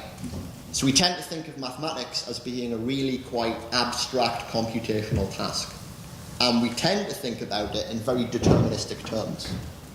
Because if I want you to calculate a tangent to a curve, there is just a correct way to do it, and it will give you a deterministic solution, right? When we think about mathematics, we tend to think about these deterministic methods. But that misleads us regarding the nature of mathematical cognition. Because the real question is, how do you find those deterministic methods? How do you find new mathematics, right? We have a concrete mathematical proof that there is no deterministic way of doing that. Right? Gödel shows us you cannot brute force mathematics. There is no way of doing it. Right? It is essentially creative. Right? Right? And crucially, it is about learning. Right? It's about developing and building new mathematical systems, right? And improving as we go. Now, if you can't brute force the mathematical world, why would you think you could brute force the empirical world? If we can't brute force mathematics, why would you think we can brute force the world around us? A lot of the ways in which people are approaching AGI are essentially in terms of brute force methods. And this is why I think they're ultimately doomed, right? Like, real AGI is going to be about obviating brute force. Ways of dealing with essentially non-deterministic problems, right? Which don't attempt to deal with them by narrowing them down into fixed sets of possibilities in advance. And crucially, the other way I have of explaining this in terms of learning is anything which is going to count as a real AGI is going to be something which can ask better questions, right? Currently, the AIs we set up, we set the questions that they're asked, and we develop ways in which they can give us answers. What we need are systems that can ask questions where they can get answers that tell them to ask better questions. Answers that say, you have formulated this question in a bad way, right? And this is another way of looking at this sense in which the brute force problem is wrong, right? If you give someone a set of assumptions and tell them to optimize within the context of those assumptions, right, they can't find out whether or not those assumptions are bad or not. Right? If you've set a fixed possibility space, the system is always going to be bottlenecked by that. What we want is the ability for the system to learn that the original possibility space has been framed in terms of is bad. It needs to think wider. Okay. I'm probably going to have to start rushing now. Bad approaches to abstraction. I'll forget talking about AI skepticism. AI skepticism basically is just a series of retreats. It's people claiming AIs will never be able to do this and then being proved wrong. That's the history of AI skepticism. AIs will never be able to beat a chess master, happened. Go master, happened. Never be able to write a novel. They're starting to do those. Crucially, it's about picking something that you think can't be functionally specified until someone's functionally specifies it. Forget AI skepticism. Singularitarianism. I think the whole idea of a technological singularity is fairly silly. In an inverse way to AI skepticism. So AI skepticism tends to say, well, look, there's this magic pixie dust that we're never going to be able to find within the computational arena. And singularitarianism tends to go, there's this magic pixie dust that we're going to find at some point, and once that happens, take off Godhead, right? Suddenly we have computational gods, and that changes the whole of human history. Crucially, it depends on a notion of frictionless self-improvement. Singularitarians think that as soon as you make a self-improving system, that's just hard takeoff. And that's because they don't recognize that there isn't one thing which self-improvement is. Like, you want to see a self-improving system, look in the mirror. You are all self-improving systems, right? There are different kinds of self-improvement, different capacities for self-improvement you can characterize, each with their own potential limitations, right? So simply characterizing self-improvement as some sort of path to, I don't know, the eschaton or whatever, it's just bad. Right. Finally, good approaches to abstraction.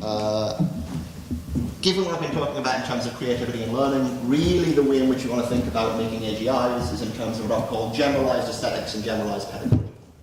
So you want to be able to create systems that can be cognitively stimulating, systems that can be interested in things, right? Crucially, I would argue that we're already sort of doing this. We create convolutional neural networks that can recognize faces in crowds. One way of looking at that is those things are really interested in faces. They don't care about anything else, but faces are really interesting. That's a very limited proto form of desire, but we can work with that. And on the other hand, generalized pedagogy, right? The systems that we're currently building are systems that can be taught, but they're not systems that can ask questions. They're not systems that can control their own learning process in a way where we can interactively modulate that process. Right, that's what we need to be working on. Okay, what enables this generality? I've already talked a bit about this, but I'll articulate it explicitly. So there's this thing in old school AI called the frame problem, right? And the frame problem is what happened when we tried to create general problem-solving systems, like systems that weren't restricted to one set of given problems, by implementing it using logical deduction. So the idea was, if you can just give the system new premises, like new ways of describing the world, and it'll just deduce from those premises appropriate solutions to problems.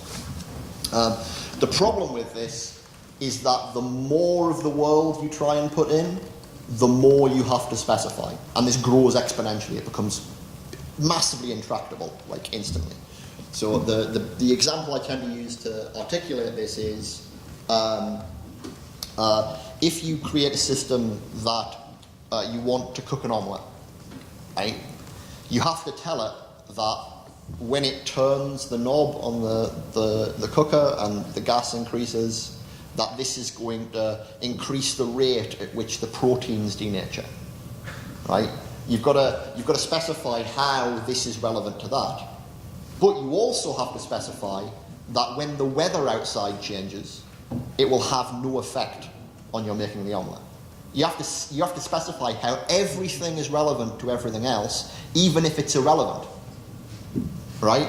So the more variables your system is tracking, the more relations there are between those variables, so like it becomes completely intractable instantly.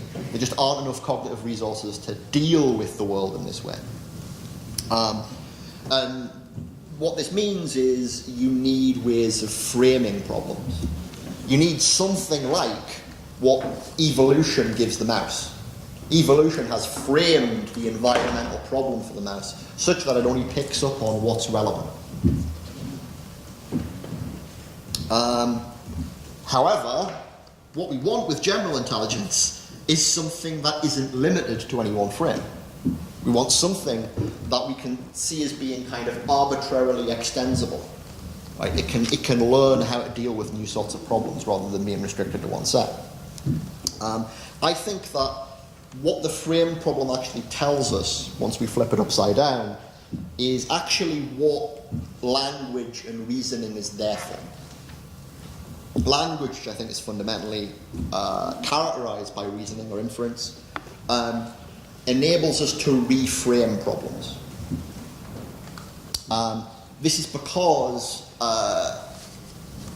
in essence, what inference enables you to do is to essentially treat anything as relevant to anything else. Right? And what language is capable of, and this is what this diagram is supposed to be for, but I might have to skip past it. Crucially, language can represent anything. Right? It's not restricted to representing any particular kind of information. And what this means is, in principle, you can extend your capacities for representing bits of the world, and on that basis, specify new relations of relevance between different things.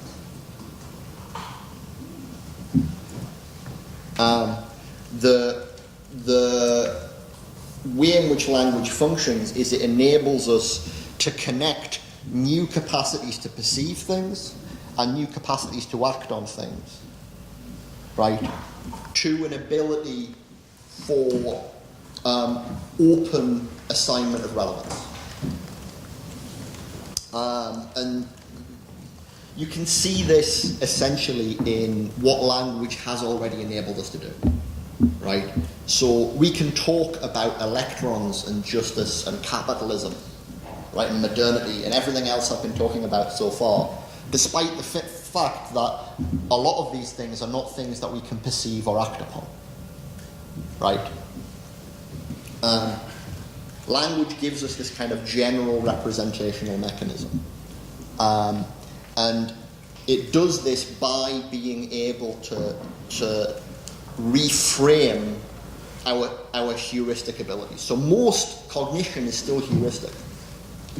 Let me try and give you a better example. Like the example I like to use here is the difference between weight and mass. Weight is something that we all intuitively understand. In order to move around in the world and manipulate objects, you have to have an intuitive understanding of weight. It's something you can imagine. Like you can imagine what if something was heavier or lighter, or right. That's an inbuilt simulation mechanism you have. Right, it's something that you've evolved to process. Right. Mass, however, is a quantity which is specified by a bunch of inferential relationships. Right? Mass is specified by its relationship to force and acceleration. Right? In such a way that you can reframe your understanding of how things work on the surface of the Earth to how things are going to work in terms of force and mechanics to orbit or to other planets, or, right, like our ability to make inferences has in fact enabled us to take something we intuitively understand and expand it and reframe it to a whole bunch of different problem contexts. Right. I'm going to try and skip a lot of other stuff, and maybe if people find something exciting on the slides, we can go back to it. But crucially, what I've been saying is language has an unrestricted representational capacity. This is what enables arbitrary extensibility of problems, is our ability to potentially represent it. And crucially, this involves two things. One, our ability to integrate our various different commitments, right? And by commitments here, I mean theoretical commitments, our beliefs, right? We have to integrate our various different beliefs about different parts of the world into a whole picture of the world, right? We strive for completeness, but we also strive for consistency, because sometimes our beliefs will clash, and then we're going to have to make choices and revise. And crucially, what this leads to is conceptual revision, right? Theory change, right? So as we develop new capacities to test the world and interact with it, we find that our past theories didn't quite work or didn't fit together, and they've got to change. But crucially, we still have a continuity of reference across conceptual change. And this is the kind of killer app of language. So the example I tend to give here is, so our physical theories about how particles work have changed, right? What an electron was for Rutherford, right, a point mass moving around another point mass, is not what an electron is for us, which is a probability distribution. We still talk about electrons, right, but our understanding of what they are is shifted, right? And this is the way in which language enables our whole understanding of the world to expand and develop, right? We have to fit everything together and we have to make it consistent, and this means our concepts end up changing, right? This is a slide that I'm going to have to skip. If anybody's interested, we can maybe come back to this. But this is a slightly more technical model of what's going on in this process. Basically, I think we can talk about sort of three layers of the mind, and this is an idea I get from German idealism. It's fundamentally, we already have certain capacities for simulating the world. Experience is simulation. We share this with animals. Understanding is fundamentally about our ability to form judgments, right? It's this level at which we develop this kind of linguistic ability to reframe, or rather to frame our existing heuristic understanding, right? So, for instance, to articulate specific theories about how specific features of our imaginative simulating environment work. Reason is the general capacity to reframe. This is what I've been talking about is the sort of killer app of language. So to give you an example of this, take quantum mechanics and general relativity. These are two well-tested, important theories in physics. They are incompatible, right? Reason is our ability, or rather, let me put it in a better way. Reason is our ability to work out the consequences of any of our ways of thinking about the world and how they interact with one another, such that we're faced with the ability to revise them, right? If imagination gives us a globally integrated picture of our environment in terms of the kinds of information that we've evolved to bring in, like it gives us a kind of experiential simulation of the world as we experience it. Reason is what gives us or forces us to develop a model of the world as a whole, amenable to linguistic understanding, amenable to kind of general representation. And I'm not going to talk about that more. We can talk about it a bit more later, maybe. There is one point of this slide that I really do want to emphasize, though, because it will come back. And this is another idea from Kant, what I call Kant's principle of consciousness. And this is the idea that there's no consciousness without the possibility of self-consciousness. Let me explain that in terms of what I was saying way earlier about driving a car. Most of what I do when I drive the car is heuristic. Right? It's an information processing strategy that I have learned, right? And it doesn't involve any reasoning, right? The reason that that is still a conscious thing, that's a conscious process I'm engaging in.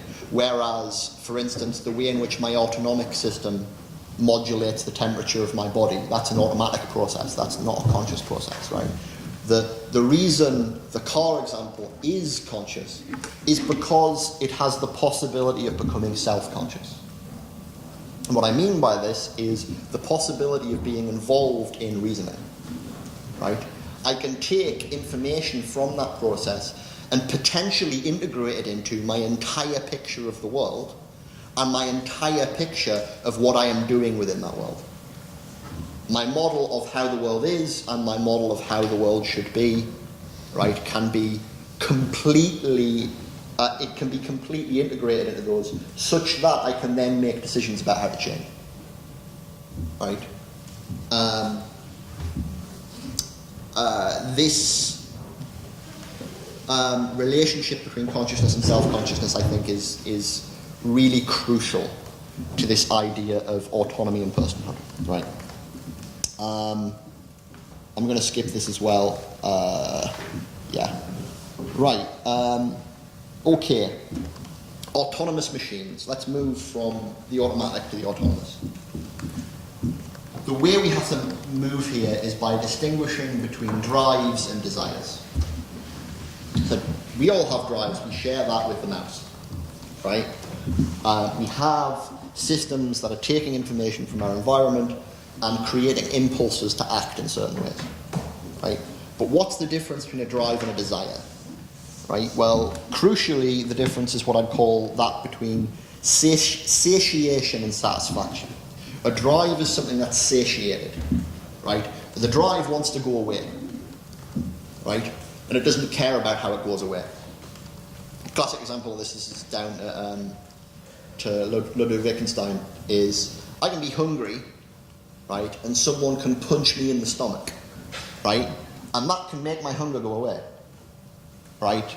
All the hunger signal is doing is trying to make me act in certain ways, and you can get rid of that in ways that you didn't evolve to get rid of it. You take a pill that suppresses hunger, or this, that, and the other, right? Whereas the desire, if I want to have a slap-up meal, if I really want to go to Noma, right, and eat there, someone punching me in the stomach is not going to satiate that. It's not going to satisfy that desire, right? Desires aim at the things themselves, because desires are fully representational. We're not talking about analogies of representation here. We're not talking about the brain state in the frog or the mouse. We're talking about full representation, which is indeed something that can change and develop, right? In accordance with the theory of evolution, right? If our understanding of the world changes, then our understanding of what we want in the world will change, right? And crucially, this means it's also transmissible. And so let me put this in a different way. Desires can extend beyond death, right? If I want my descendants to prosper, right, that's different from my evolutionary drive to reproduce, right? The drive just makes me do certain actions, right? The desire is something that can or cannot be satisfied independent of whether I'm here for it or not. And I'll make another example like that, but let me explain the other points first. So, unrestricted aims. Crucially, because desire is representational in the full-blooded sense, that means we can want anything. If we can represent any state of affairs, we can want any state of affairs. And this means we can aim at innovative means, right? So we can figure out ways of acting in the environment which produce outcomes that we didn't evolve to enact, right? You know, we can invent technology to do things that we otherwise desired, right? Like, I don't know, molecular gastronomy is a good example of that. But we can also have original ends. We can also desire things that we completely didn't evolve to desire. So my favourite example of this is I can want, like, cold fusion. I can really want someone to develop cold fusion, right? Which is not something that's ever happened in human history, right? It's not something I've learned to desire because it's something that's been around, something I can represent and thus I can want it. And crucially, because it's a desire, if you convince me that someone in New Zealand has invented a fusion reactor and then I die, right, like, that hasn't satisfied the desire, right? The desire is for the thing itself, right? Okay. Finally, though, and I think this is where things get really interesting, just because desire exceeds drive, right? Like my desire for the meal at Noma is much more determinate, has loads more representational content, right? Then I'm hungry, right? Or I have a craving for, I don't know, fish, right? This doesn't mean it's completely determinate. So crucially, let me give you an example, right? I can decide, right, that I like free jazz. I like free jazz, right? What does that mean, right? Just how much do I have to understand about what free jazz is in order to articulate that preference, right? That's a preference that opens itself up to further elaboration. And this is another crucial characteristic feature of desire. Desires are things that can be elaborated. And this comes back to this point about force and content, right? I can specify my preferences and my desires, but their content is something that potentially escapes my understanding or my ability to specify it. And what that does is open up a vector for their elaboration. And crucially, for what I call libidinal outsourcing. So the great thing about getting into jazz is there are a lot of other people who've gotten into it before me and have done a lot of the work, right? That's a whole research program in aesthetics and desire that I can plug myself into and find new ways of elaborating my musical preferences. And indeed, this is human society as a whole, right?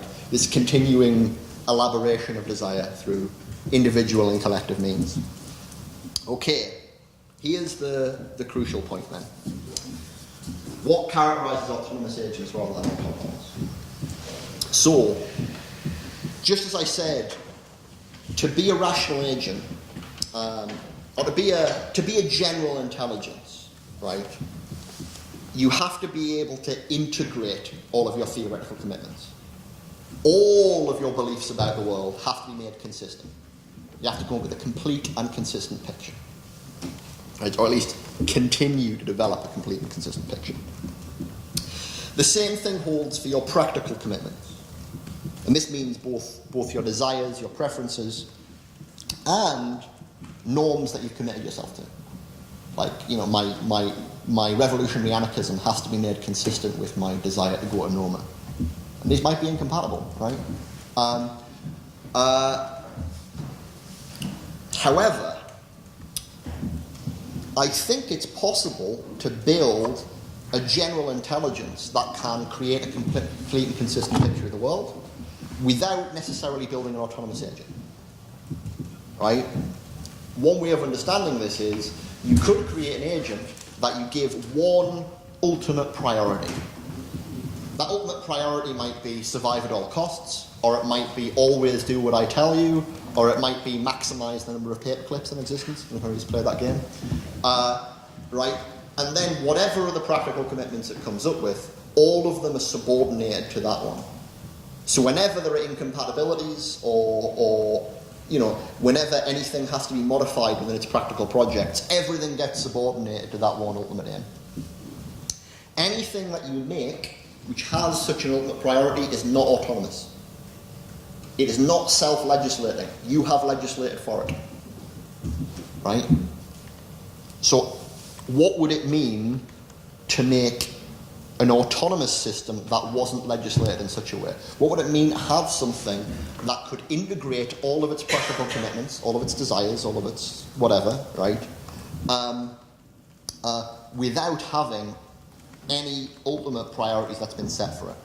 Now, I talk about this in terms of theoretical practical duality. The key point is, in the case of general intelligence, there should be none of your beliefs and none of your concepts that are immune to revision. This comes back to this asking better questions point. Anything that could not revise all of its beliefs, and that doesn't mean all of them at once, it just means no one belief or no one concept should be immune, right? Anything that couldn't do that wouldn't be a general intelligence. I think autonomy is the jewel of this. Anything that can't potentially revise all of its practical, or any one of its practical commitments, can't be characterized as autonomous. The difficulty is how you can conceive of such a thing. Because our immediate intuition is to go back to some kind of ultimate priority, some kind of highest priority that everything else has to be made consistent with. I think that this is where selfhood comes in. What a self is the thing that makes the integration of a totality of practical commitments that is simultaneously completely revisable possible. And what I mean by a self here is, crucially, self-conception. Right? Your idea, not just of who you are, but who you want to be. Right? This is not something which is completely unrevisable, like who you want to be, your conception of yourself is something that can change and develop. Right? But crucially, what it is the thing that enables the continued evolution and development of desire. So rather than viewing an autonomous agent as something that has to have certain desires fixed in advance, we see an autonomous agent as something which follows this trajectory of preference elaboration. Something that can have its desires and preferences evolve as its own conception of itself evolves. And I think, to put this in Kantian terms, this is what it is to be an end in itself. Like Kant says we should view people as ends in themselves. And crucially, what that means is we should view ourselves as ends in ourselves. Like the fundamental end around which all of my other practical projects and desires are based is to become who I want to be, or to be who I want to be. Right. Does that make sense? Is that? Yeah, maybe. Okay. So here's the end. Here are some modernist morals that we can draw from this characterization of what it would be to make an autonomous AGI, right? Crucially, do we know what we want? I think probably the best insight of psychoanalysis is that we don't. Right? Like, crucially, what it is to be an autonomous agent is look, we have some idea. It's not that we have no idea of what we want, right? But it's that our desires are not completely transparent to us and they are not fixed. Right? What does this tell us about how we should redesign our environment in order to get out of this trap of fragmentation? How do we redesign ourselves in the way in which we interact with our society in order not simply to allow the dissolution of personhood, but to enhance personhood and enhance autonomy? Here are 3 points. First of all, consciousness and self-consciousness. I made this point earlier, but I'm going to emphasize it again. It's perfectly fine for us to integrate ourselves with external technologies. Right? It's fundamentally fine for us to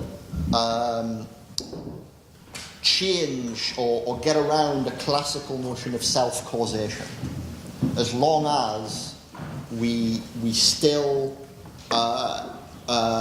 we still enforce self-legislation, right?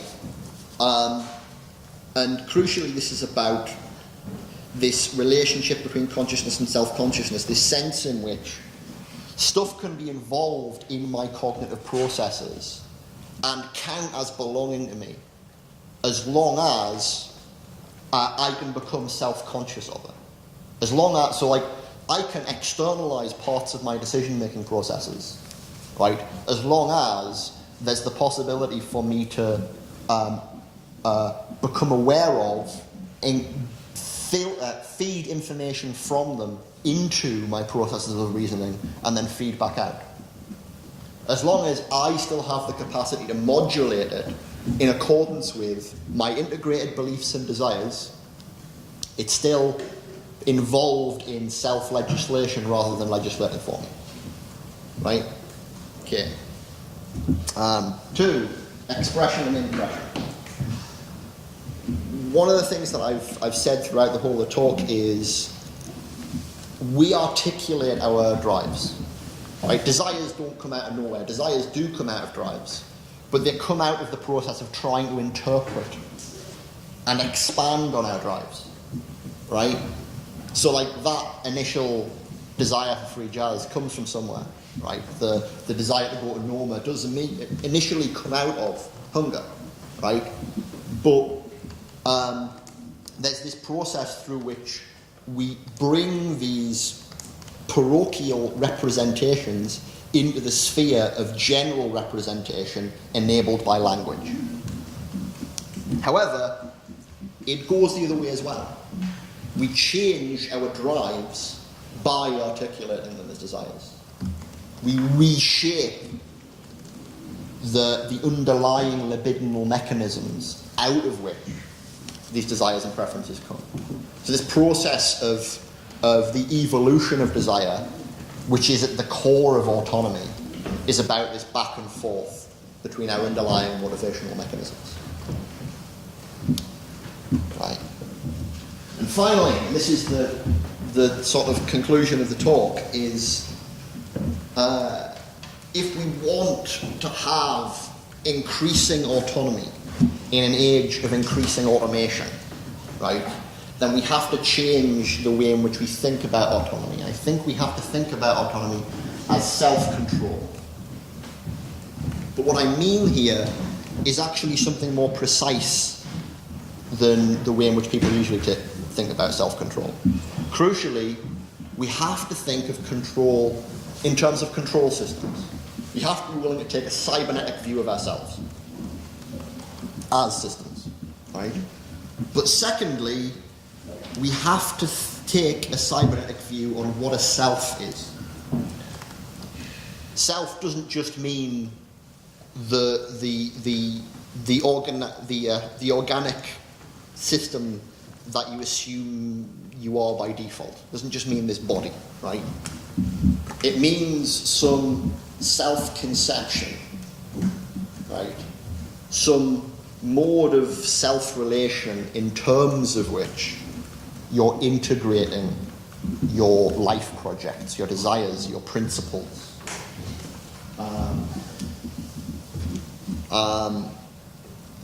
So yeah, we need to both be more cybernetic, but also more modernist, and that's the end.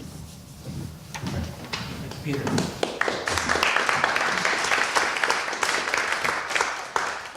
Sorry that went on for so long. No, it's good. It gives us a rather deliberately. So we want to then. I'm sure we have a lot to work with here.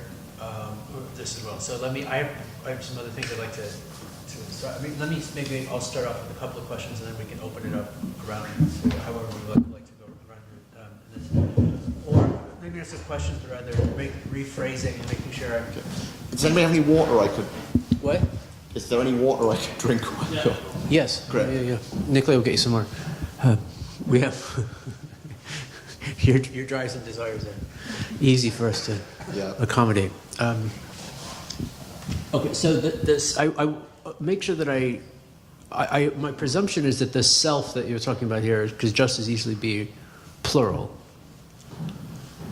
I mean, The reason I'm asking is because is this question of automation and intelligence that we're working with in terms of those, thinking of AI and automation at urban scale, and looking at the cities, and thinking of the city has to do with the question of maybe thinking of algorithmic governance more broadly in terms of the capacities for autonomous self-control, of mechanisms by which we might deliberately decide how it is that a complex artificial niche of the city might be controlled, governed, but in such a way that the autonomy of that circuit could be is more directly and reasonably composable, as you've set it forth. Now, to do that, we'd have to at least imagine thinking of the space as not just a landscape of 1 million or 100,000 or 10 or 12 separate selves, but to a certain degree some dynamic of exchange between the singular and plural within this process as well. There has to be some way in which it's not just a lot of single automatons moving around, but a kind of plural agency. Whether the plurality of this agency is simply a word what might think of governance. I mean, with a small g, yeah. I mean, I think we've got to be, and this is partly why I was sort of reacting to sort of affect theory and sort of like post-Deleuzean approaches. I think we've got to be careful when talking about multiplicity. And I'm not necessarily saying we're disagreeing here, but the whole point of talking about selves and personhood for me is precisely talking about unity and integration, like the integration of multiplicity. So like a self is the thing that integrates a multiplicity of potentially conflicting drives and desires, right? The sense in which we want to talk about multiple selves. No, I didn't mean multiple selves like I contain multiples. I mean like more than one, I mean much more simple, more than one person. Oh, so yeah. So when I talk about the pluralities, I mean more like that there are, it's not just the coming to coherence that you describe, or the integration is not just at a level a single organism, but rather the multiplicity of organisms, not multiplicity of selves in some kind of affective way. Okay, sorry, I mean, I definitely have thoughts on this. So there's two kinds of ways to think about sociality on this model, and they're ways that are amenable to the development of more computational modes of governance. And the two basic ways I'd associate. So what I've been giving here is a sort of Kantian story, right? One way of looking at Hegel is Hegel realizes that if you've got this Kantian model of the mind, right, which is a functional story about what kind of capacities something has to have in order to be a rational agent, then technically you can make a rational agent out of anything, and that means you can make a rational agent out of other rational agents. You can talk about higher level rational agency, and that's Geist. Composites, Now, you can also talk about, and I think this is where you can contrast Hegel. It's like, that's sort of like Hegel and Marx. The contrast is sort of Heidegger and Foucault, where what Heidegger and Foucault are interested in is how we compose sort of socio-cognitive mechanisms, wider socio-cognitive systems that are not necessarily themselves higher level agents. And I think, so let me put this in, let me use a different phrase here, because I like this phrase. So I've been talking about sort of artificial general intelligence as transcendental psychology. And I think what you're talking about is transcendental sociology. Given that we have a computational characterization of what generally intelligent autonomous agents are, how do we think about what sociality is, and on that basis governance? from those abstract perspectives. And I think the two sides of this are, on the one hand, how do we see the way in which our extant cognitive capacities are inherently bound up with those of others? So, like language. Like language, exactly. Language is the perfect example, right? I mean, crucially, and you know, I mentioned before, like, just how much do I know about free jazz? Like, there are people out there who know what that word means far more than I do, and the same applies to almost any word I use, right? When I talked about electrons earlier, like, I can have a conversation with you about electrons and black holes and various pieces of physics, right? But my understanding of the meanings of those terms stops at a certain point, right? And I have to defer to other people. Like, language is this kind of like intermesh of various cognitive strategies that we can adopt and defer to others on the basis of them. That enables overall epistemic evolution. But there are other aspects of this. The reason I bring in Heidegger is, so one of Heidegger's key ideas, Heidegger really understood this point that most of what we do is heuristic. Most of what we do isn't the result of reasoning, right? So how is it that we make choices given this? And Heidegger's idea is that fundamentally we do what other people do. The options that are available to us are the options of the culture we find ourselves in, right? And again, it's a bit more complicated than this, but crucially the point is we see certain ranges of possibility by default, and whenever we innovate on those possibilities, those new innovations become available to others. So we have this kind of, just as being a kind of rationally engaged community that externalizes some of their practices in technology and systems, we become this collective mechanism for solving problems. Right? We generate new desires and new abilities. So put it a different way, we generate new means and new ends through this kind of collective socio-cognitive process. Yeah. Okay. I want to pass this on. This the last one. No, it's fine. It's great. It's one of the things we'll be talking about over the next few days. Is also the way in which exactly that process that you describe. We also produce artifacts of that process. We produce artifacts through that process, which themselves become technical means by which that process becomes propagated. And so, I guess one of the things we'll be discussing in different ways is the way in which the way in which I'm reading is the way in which you talk about the function of simulation as something that allows for, which is what you begin, that allows for this the commitment, integration, and the conceptual revision to come together into a mechanism. Now, simulation, we'll be looking at some ways in which this process of simulation is not only as a cognitive process, but as an artifactual one as well.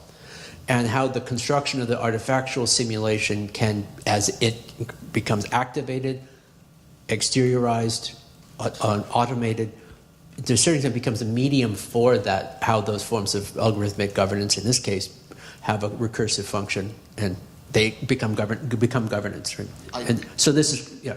Totally agree. Like, okay. Basically, we can outsource the imagination. Yep. We can externalize imagination, and it's awesome. Good. Great. Okay, so let me pass the talking one.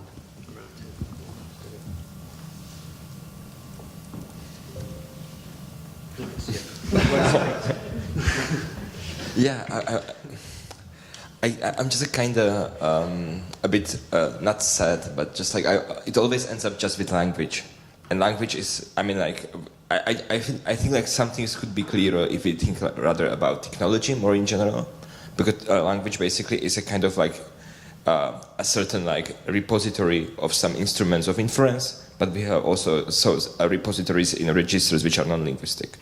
Yeah. So I'm just thinking about like to what extent we can generalize this scheme you had at one of those slides where you've been having the diagram of basically how we can make this unrestricted representation through linguistic inference, how we can generalize from linguistic to more general technological.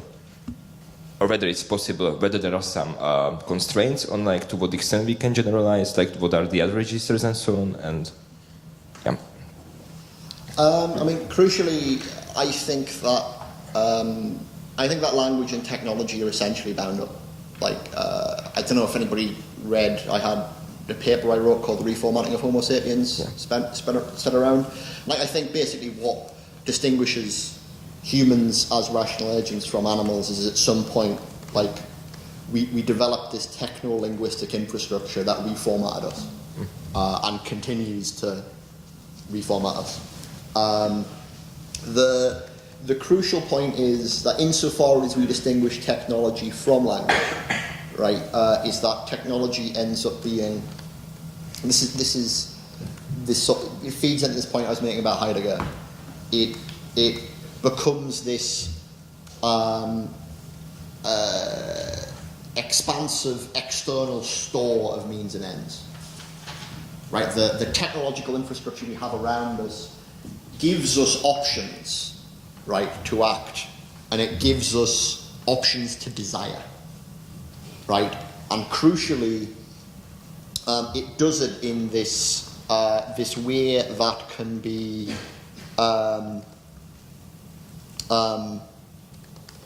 in a way that actually has its own kind of, and I don't want to use the word agency, but its own kind of impetus that continues to evolve and develop independently of our intentions. Right? So, technology considered as a sort of like abstract process on which language supervenes in some way, right? Is this this socio-cognitive process of ratcheting of means and ends, right? You know, we develop, so let me put it in a different way, and this will sound less and less like I'm talking about technology, but I am, honestly. Anything that was ever worth doing at some point was spun off survival, right? So at some point, Big Macs were just calories, right? And we needed to optimize all of our behavior around the acquisition of calories, and now they're things we can want for their own end. Like, culinary desire is a thing which has spun off mere calorific survival, right? And crucially, culinary desire developed cooking technology and industrial food production, and these themselves created new desires. Like, molecular gastronomy is a really good example of industrial food production technology feeding back into the aesthetic side of the libidinal research program of food, right? And I think that this is the overarching process of technology as a whole, is this ratcheting of means and ends, where new means give us the possibility for new ends, which themselves cause us to explore new parts of the possibility space. What's good is that this stuff is stored within societal infrastructure. Like, any one of us can die, and that doesn't mean that the process stops. The process it's fundamentally realized by us. If everybody died, we'd just have this wonderful little unusable store of information left over, right? But crucially, it is this process of social cognition that we're bound up in. Does that make sense? Yeah? Yeah.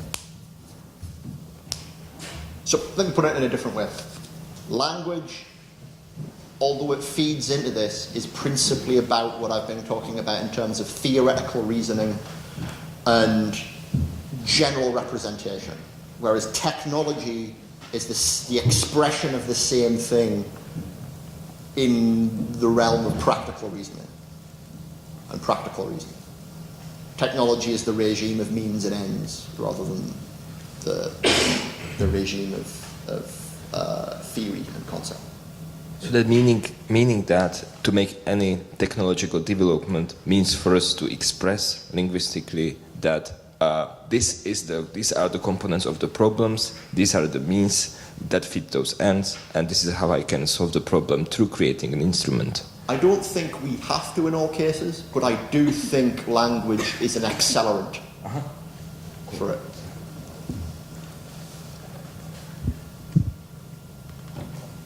I just want to ask, coming back to the kind of the problematic that you talked about, I just want to clarify to myself the idea of the cognitive oppression or cognitive fragmentation as the problematic.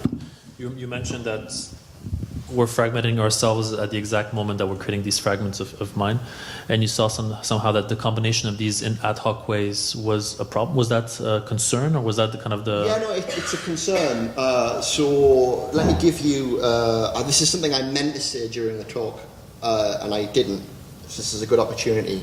So I say, okay, so we've been fragmented and we're being integrated in ad hoc ways.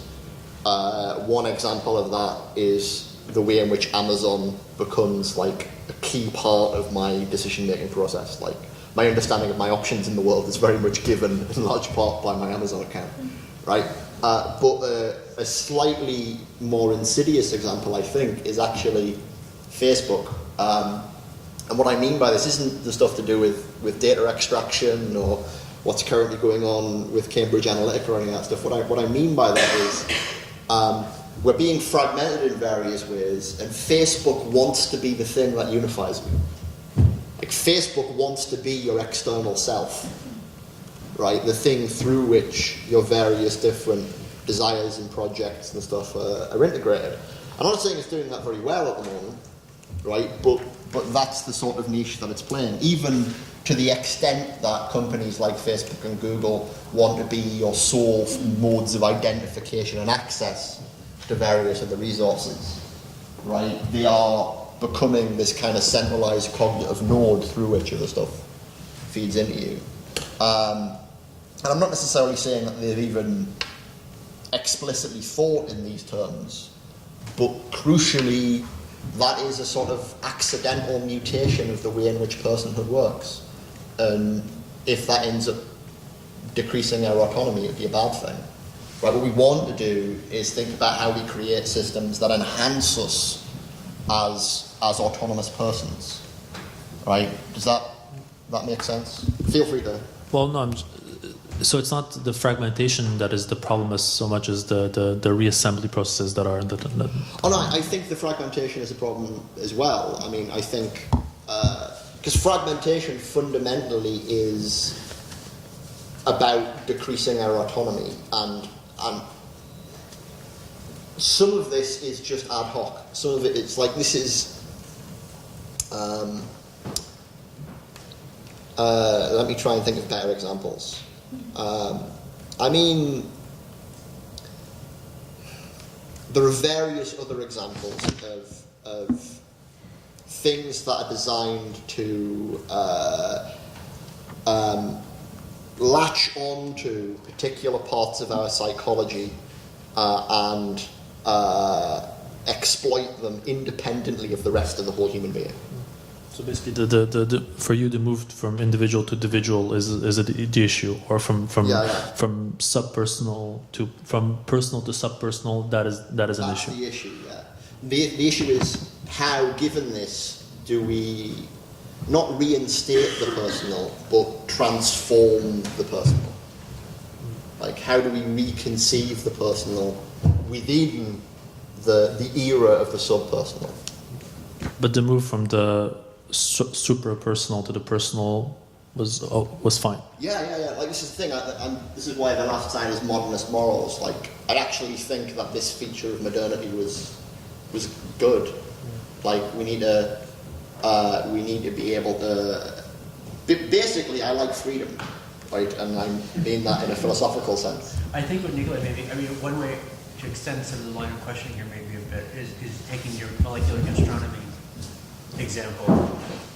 Taking the molecular gastronomy example of kind of breaking the natural ingredients down to their chemical subpersonal components so that they might be built back up again into something super personal without ever passing through the personal as a necessary scale. is the maybe a way in which they can construct the possibility of some sort of position of positive and negative freedom that doesn't require, that can be built up from the components of the individual without having to go back to the Kantian self-consciousness. You see, I don't think the molecular gastronomy example counts against me here. And crucially, this is because, like, I'm a bit of a left accelerationist here. It's not back but through, right? The point is not to retreat from the various forces that are ripping us apart into a sort of recidivist notion of the personal. The idea is trying to extract the essence of the personal and personal autonomy and redesign it and re-articulate it in the era of subpersonal systems. It's like, from here on out, we're going to keep building more subpersonal systems and integrating themselves into us. The question is how to integrate them well. And I think doing that with things that might otherwise be characterized as radically impersonal, like, the expression of industrial food production in the form of new kinds of individual preference. I see that as being entirely consonant. Like the reconstruction of the personal is not about authenticity. It's not about the intimate. It's not about scale. Right? It's scale and variant.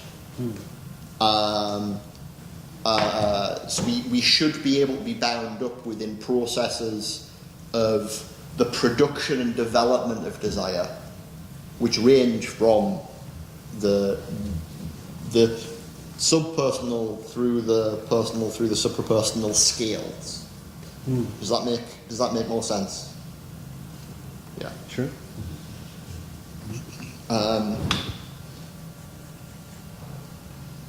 Okay, I mean, I'll just, part of it was one of the things that we've been discussing in the last couple of days as well in relation to the Facebook business was the problem of the construction. In a certain extent, maybe part of the original sin of the model itself was the construction of a model of social networks around this base fundamental unit of the individual in the first place, and that once you model social networks in this way, it's something to describe them and then compose from them all the kinds of the catastrophes of narcissistic apophenia that have cascaded since they were in a way sort of built into the system as well. And so I think we're maybe sort of agreeing. I guess what I'm just maybe even trying to sort of push you to a step further is the notion whether or not that there's forms of subjectivity agency, you call them personal in this as well, that may be built up from these subdivisional things that are towards forms of composite personalness, or whatever you want to call them, subjectivity agency, places within what I would call them the sort of positions within the user, user positions that are neither that are sub-individual, trans-individual, that don't require that that in fact are not enforcing that scale as a starting point and end point. And I mean, I think you and I both agree probably that a lot of the ways in which affect theory tries to deal with these multiplicities is actually in a way of trying to recuperate this recidivist self as the base and the interiority and the primacy of the experience of it, and naturalize it as well. And so I think we're agreeing. I just wanted to push this a little further. Yeah. Here's a better way of articulating what I'm saying. So when I say like autonomy is self-control, and I'm saying, but I mean self and control in much more technical ways. Okay, yeah. Like one way of putting this differently would be, we haven't yet seen what a self can do. Like selves can be far weirder than we think.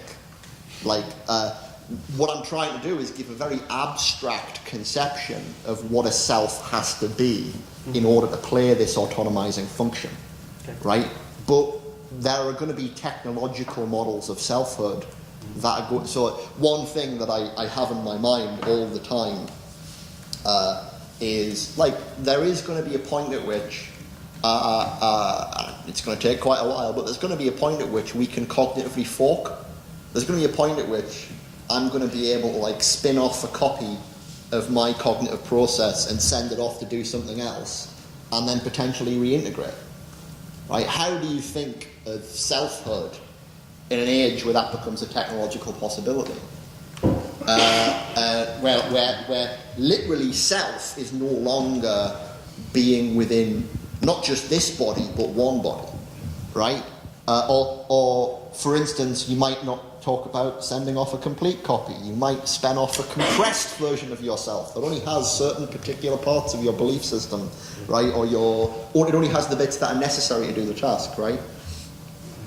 In this case, we need to think what it is to have some model of who it is you want to be and what it is you want to do that is independent of the weird biological and cultural constraints that we have attached to our conception of what that is. And I think that this can involve new kinds of sociality as well. So, like, anyway. It already does. There's no way it couldn't.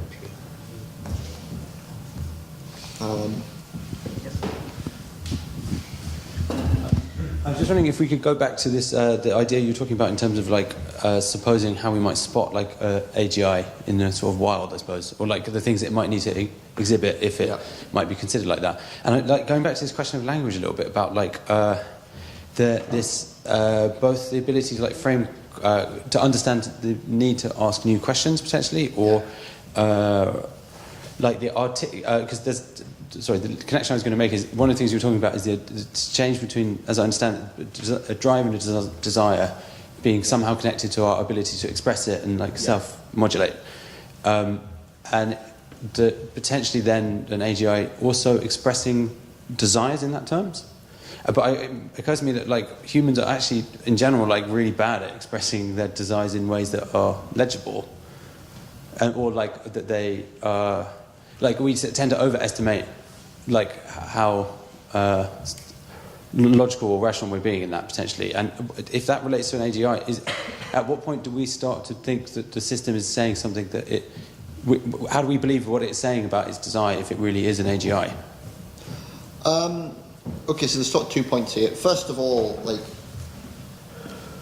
a crucial thing about trying to characterize what a rational agent is, right, is something can be a crap rational agent and still be rational. Like we are like version 1, or, you know, at least biologically we're still version 1. We're quite far along in the process of cultural evolution, but, you know, biologically we're still pretty basic, right? We can be fairly bad at this process of articulating the content of our drives and re-articulating them. So one way of looking at that is, like, even if we're okay at expression, our process of impression is pretty useless. Like, our ability to change and modify the things that are motivating us to act in various ways is really bad. Like, we've got to, you know, engage in processes of habits and all sorts of stuff to try and change, or go through elaborate processes of building palettes for certain kinds of things, right? It's entirely possible that AGIs are going to be much better at all this. They're going to be able to go through this process of evolving and developing taste and desires to engage in certain projects, and indeed self-conceptions in more consistent and quicker ways. The question about why would we believe them when they say this is what I want is a trickier one. Because it's a question you can ask of anybody, right? Like, you know, when you say that, like, you like strawberry ice cream more than chocolate, right? In all cases, like, why should I believe that? Like, what if there's some days in which you just really fancy a chocolate ice cream and you put the strawberry in the fruit? Like, you know, there's a really difficult question when it comes to what it means to accurately express drives, to accurately articulate them, because in many ways our drives are very simple and quite underdetermined. Like, we might interpret a kind of random impulse from a drive as being very significant, and thus change our whole way of engaging in life on the basis of that more or less kind of random fluke, right? But if one day I have this random, really intense craving for strawberry ice cream, and that just ends up becoming a really important part of my life, like, I really identify, like, you know, I have strawberry ice cream wallpaper, like, I don't know, right? But you can imagine the same thing with, for instance, I don't know, like, taking MDMA and listening to, like, house music, and it's just like, house music is the thing now, right? The crucial thing is ownership, right? If you choose to own that preference that you've articulated, then this process of preferential evolution you go through is still self-legislation. Like all of these processes of evolution are contingent. They involve random encounters, and like, it's not like there is some truth of what I want, like some true model of my drives that expresses every way in which I should act in the world. It's not that. It's about what we're interested in is how we go from having a certain kind of motivational makeup to having a complex set of evolving projects in the world. The tricky thing is extrapolated volition, which is it's a term that gets used in certain parts of AI research, particularly AI safety, where what if I think I know what you want better than you do? Like, what if I think the simple example that gets used is, like, what if an AI knows, like, what if you've got, like, 3 boxes, right? One of them's got diamonds in, and it's your choice which box you're going to pick. And, like, I want box number 3, and the AI knows that the diamonds are in box number 2. Like, and you ask it, give me box number 3. Should it give you box number 3 or should it give you box number 2? Because it knows that's what you really want. That's a really, really simplistic example, right? But what if, and this is becoming more significant in the era of Amazon recommendations, like, what if Amazon really has it, like, it's like, looking at the patterns of your behaviour, I think you really want to order this DVD box set, not that one, right? Like, should Amazon just send you the one it thinks is actually going to fit with your patterns of behaviour, or should it let you pick the one that you are choosing, right? And these kinds of questions actually become far more philosophically interesting and significant, because a lot of it ends up coming down to what extent are accidents important and mistakes important in the process of the evolution of desire. Like, maybe it's really important for me to make a load of random and sometimes bad decisions in order for my preferences and my personality to evolve in an interesting way. Like, if I was only ever given things that were completely optimized to the sorts of, like, predictions about what I was going to respond well to, maybe that would mean I was a very uninteresting person. So having any desires. Yeah. So another example I tend to use here, by the way, is I don't know if anybody likes Chinese food. I love Chinese food, and I use loads of food examples because I love food. But like peasant cuisine is great for thinking about the evolution of desire, because it's where, you know, you'd eat a lot of stuff where you had to eat it. You'd eat bits of the animal that no one really wants to eat because they're all that's available because you're poor. And then these bits end up getting elevated to the level at which they're delicacies. Chinese cuisine is great for this. There's like thousands of years of like just figuring out how to cook pig's ear. And it's like nobody else would want to eat it, but I really want to go and eat like chicken feet. Like, there are these sort of like weird contingencies, things that might look like failures or suboptimal moves that sometimes produce weird and wonderful things. There's a really interesting design question there, in terms of how you model the user, like if you're modeling for the immediate fulfillment of their desire, or if you're modeling for the user as a multiplicity, or as an urban scale, or as a sub, as an individual. It's really interesting when you put it in the frame of like, what should Amazon send you, the movie that thinks you want to watch, or the movie that you want to watch, because the process of failing might be a better model for how the users should be engaged.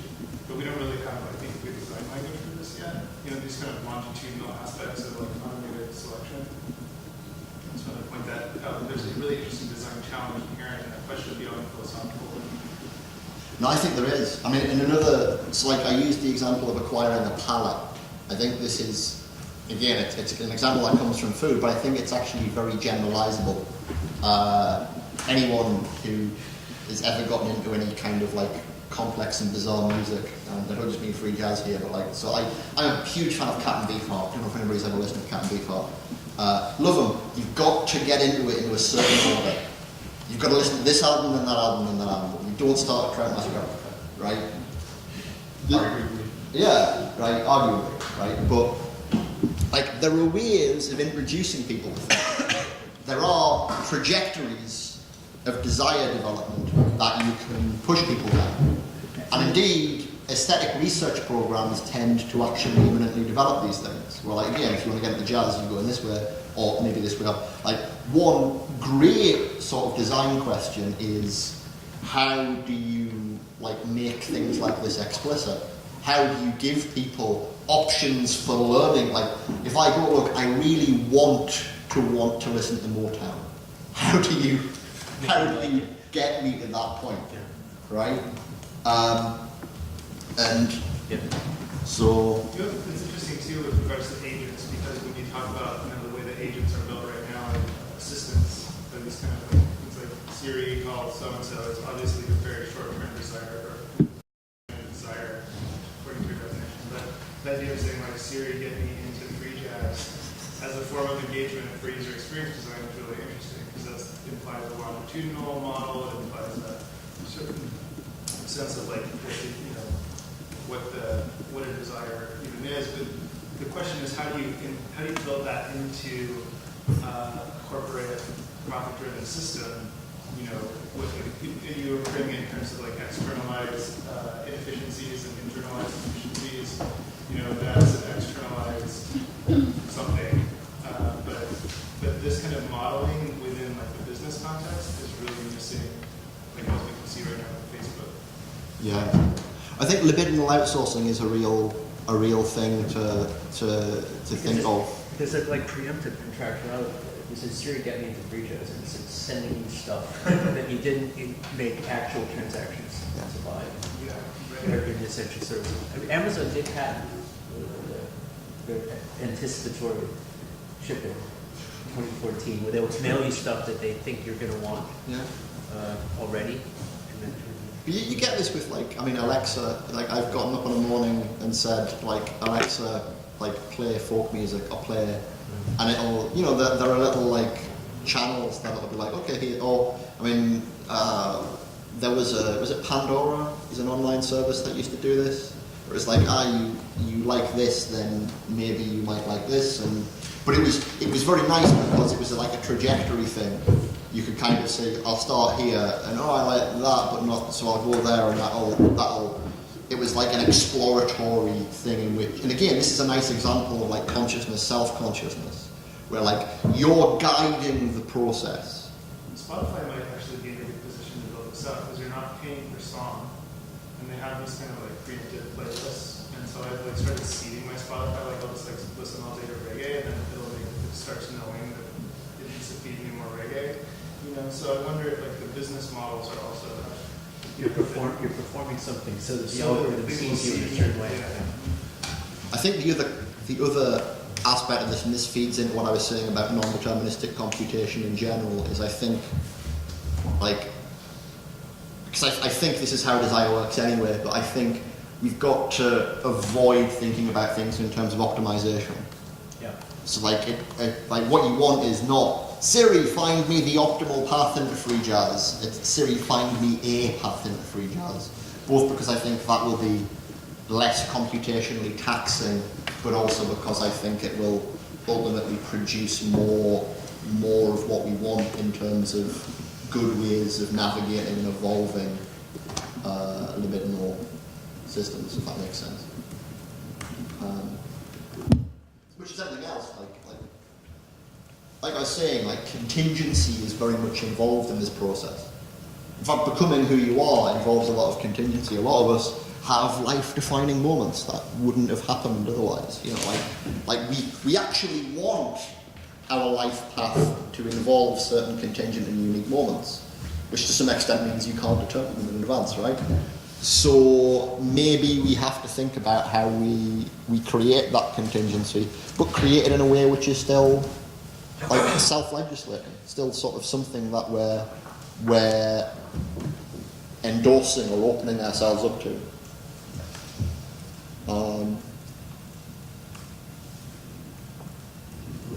Hi, I'm wondering, just to return to something that Nikolai touched on before, in the sort of the move from the individual to the dividual, how you fold the supra-personal into, I guess, into reconstruction of the personal or the super-personal, whatever, which I think is really important if we're talking at an urban social scale, or also shifting this to non-Western perspectives. Oh, sorry. Sorry, I thought that was the beginning of a second question. I keep them short. So, I mean, do you want me to talk about how this relates to the suprapersonal, or was this the transition from the suprapersonal to the personal? Yeah, I don't know. I guess I was just aware that the sort of the Western philosophical train of thought through this is very much based around the individual, and particularly a very specific type of individual.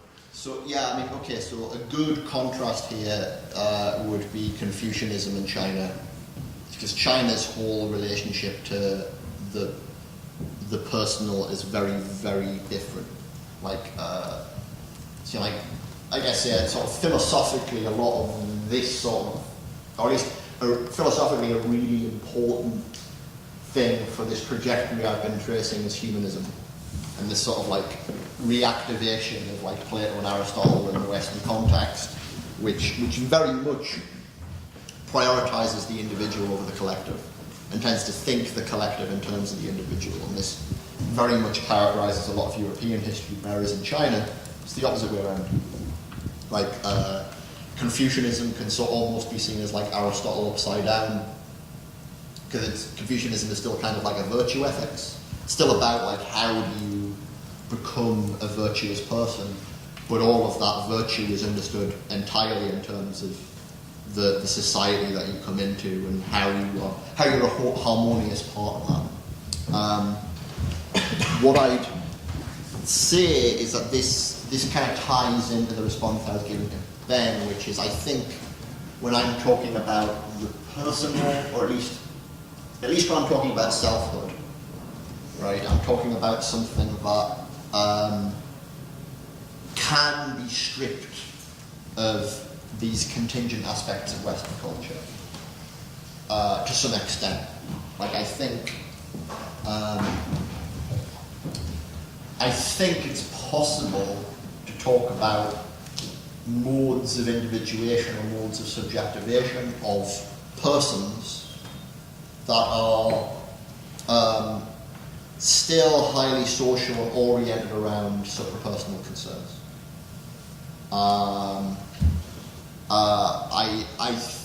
And still in some sense be autonomous, right? The issue for me is,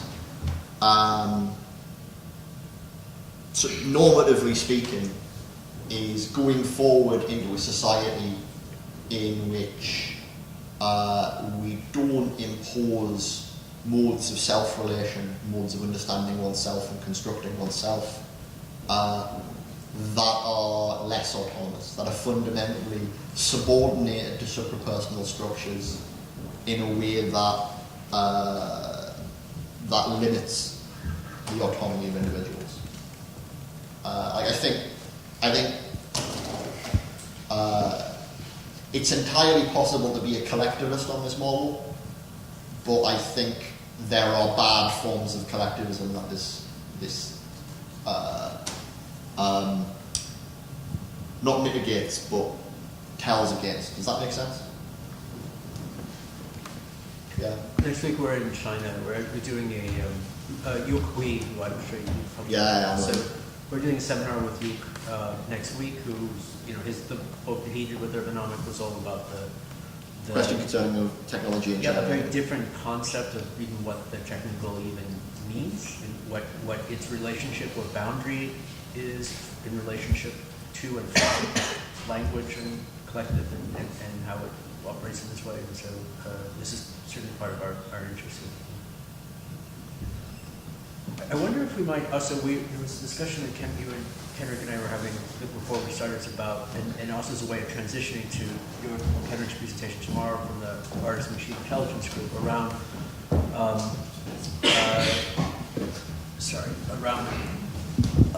locating the aesthetic in this cycle that you're talking about of the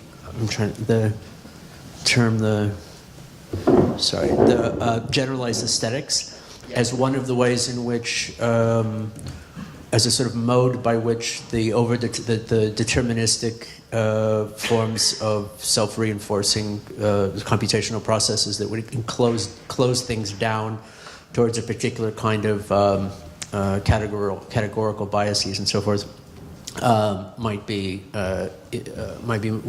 able to move outside this to a certain sort of degree. And one of the things that we were talking about was this you call it aesthetic, but also the kind of the function of art as a kind of epistemological search space or search function, of the ways in which that, on a more evolutionary standpoint, it's been used as a way of modeling and trying out other ways of modeling other models, you might say. But I know you've written a bit about this, and I invite you to speak to this in relationship to this, the notion, the role that you see for generalized aesthetics in the emergence of AGI that wouldn't be over-deterministic. Yeah. So I think art as an institution, art with a capital A, right, is fundamentally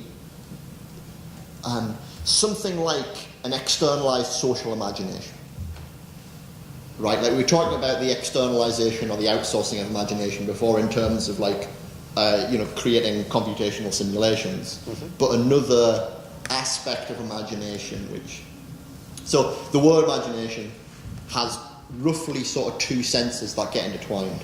One is simulation, one is creativity. And these two things are related, but sometimes they're conflated and not properly separated. I think art has very much been about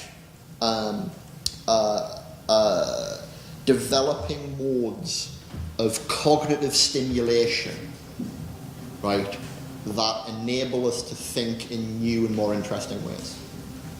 So, and we could talk more specifically about that in a variety of ways, but I think the sort of interesting kind of computational perspective on this would be, again, coming back to this thing about non-determinism is, so if you think about learning as being a kind of adaptation which is similar to evolution, right? In fact, it basically is evolution in a certain way, right? Evolution has two elements. One is mutation, one is selection, right? So you have trying things out and testing them. So you have generating new ideas and testing them, right? And people have a tendency to focus too much on the testing bit, on the selecting bit, and just treat all of the mutation side as just being like random, but in a kind of homogeneous way. And again, I'm going on a bit of a tangent here, but a good way of seeing why this is wrong is looking at sexual reproduction. Like all of the interesting biological organisms that have been produced on Earth, all of the most fascinating variation comes out of sexual reproduction. Like as soon as organisms evolve sexual reproduction, the process of evolution changes. And this is because sexual reproduction internalizes a certain element of the selection process. Like the process of variation, right, is actually internalized within the organism and the population, right? So thinking about it slightly logically, like you're developing better hypotheses before they're tested by the environment, right? So like this process of creating systems that are learning and creating systems that can develop hypotheses in better and more interesting ways. Like you want the process of mutation and creation to not just be randomly exploring the possibility space. You want it to be pursuing an interesting strategy in that possibility space, right? And one way of looking at art is a kind of generalized mode of this. Art it's just there to produce interesting forms, right? Which can be appropriated and used in a variety of ways independently of purpose, right? This is one way of looking at the purposelessness of art, by the way, right? So like, art definitely feeds, or at least when it's working, right, feeds into a sort of like generalized process of cognitive creation through which we think more interesting thoughts, which might potentially be true or not. Does that make sense? So we've gone a bit, or we can perhaps wrap. I want to make sure if there's any last. Yeah. Make sure you've got the mic. Kind of fully formed question.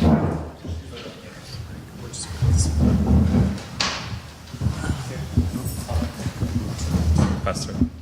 It's not really a fully formed question, but I was just kind of wondering, like, what is the sort of because when thinking about reasoning, like you talk about like commitments and inferences and the sort of sociality of it, and I was thinking about this in relation to like, like fully realizing this AGI, because it would imply or it would require the necessity of like fully explaining like language, not only what language is, but what language does. And I think that, like one of the sort of, let's say coming back to sort of reality, to like current technology a little bit, like the success of like neural networks is the fact that you don't need to encode lots of information, and therefore it's not a super complicated computational task to produce these models where like how I don't know, like, does this make sense? I mean, I'm wondering, how does this aspect of the sociality of language gets inside the model of AGI that you're proposing?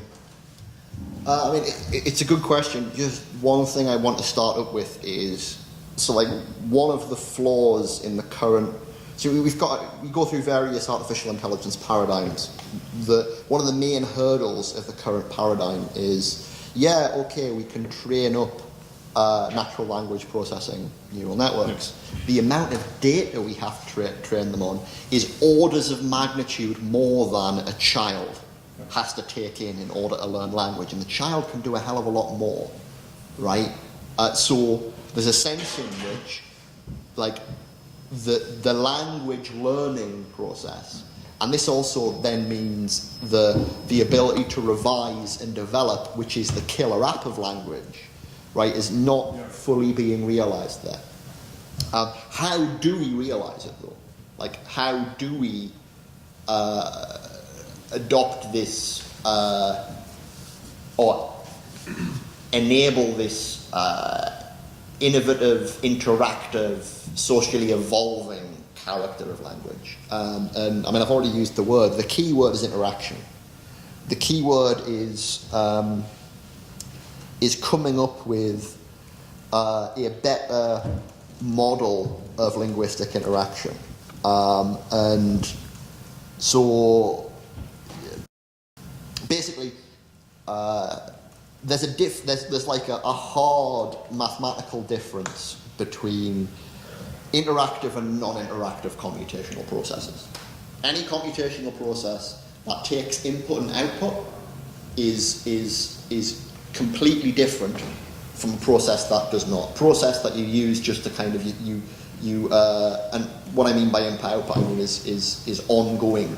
So like anything which can take a stream of data and produce ongoing output behavior on the basis of that stream is fundamentally different from a program that you put a couple of parameters in and then it gives you a result. This notion of interaction has logical characteristics. And when you've got logical characteristics, you've got characteristics that feed into understanding the features of language. So I actually think, and again, I'm being very vague here because I don't know how technical to get. Actually, okay, let me get a little bit technical. Right? Has anybody ever heard of the Curry-Howard correspondence? No, okay, the Curry-Howard correspondence is a really important result in computer science. I don't know if I can draw this on the board. Yeah, Curry-Howard, okay. And basically,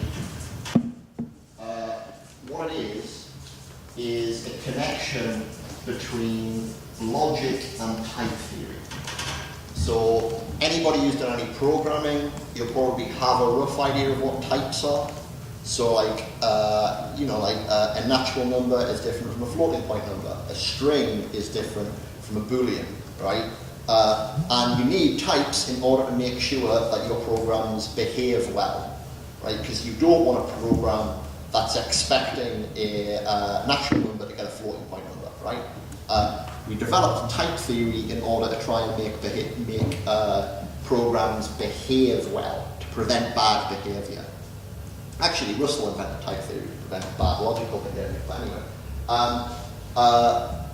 Turns out, what we initially thought was just a kind of ad hoc kludge for dealing with bad behavior has natural intrinsic structure, and this intrinsic structure maps on the logic. So the classic version of this is what's called the BHK correspondence in intuitionistic logic. And that basically means you can treat a proposition as basically being a type. So that's type A, right?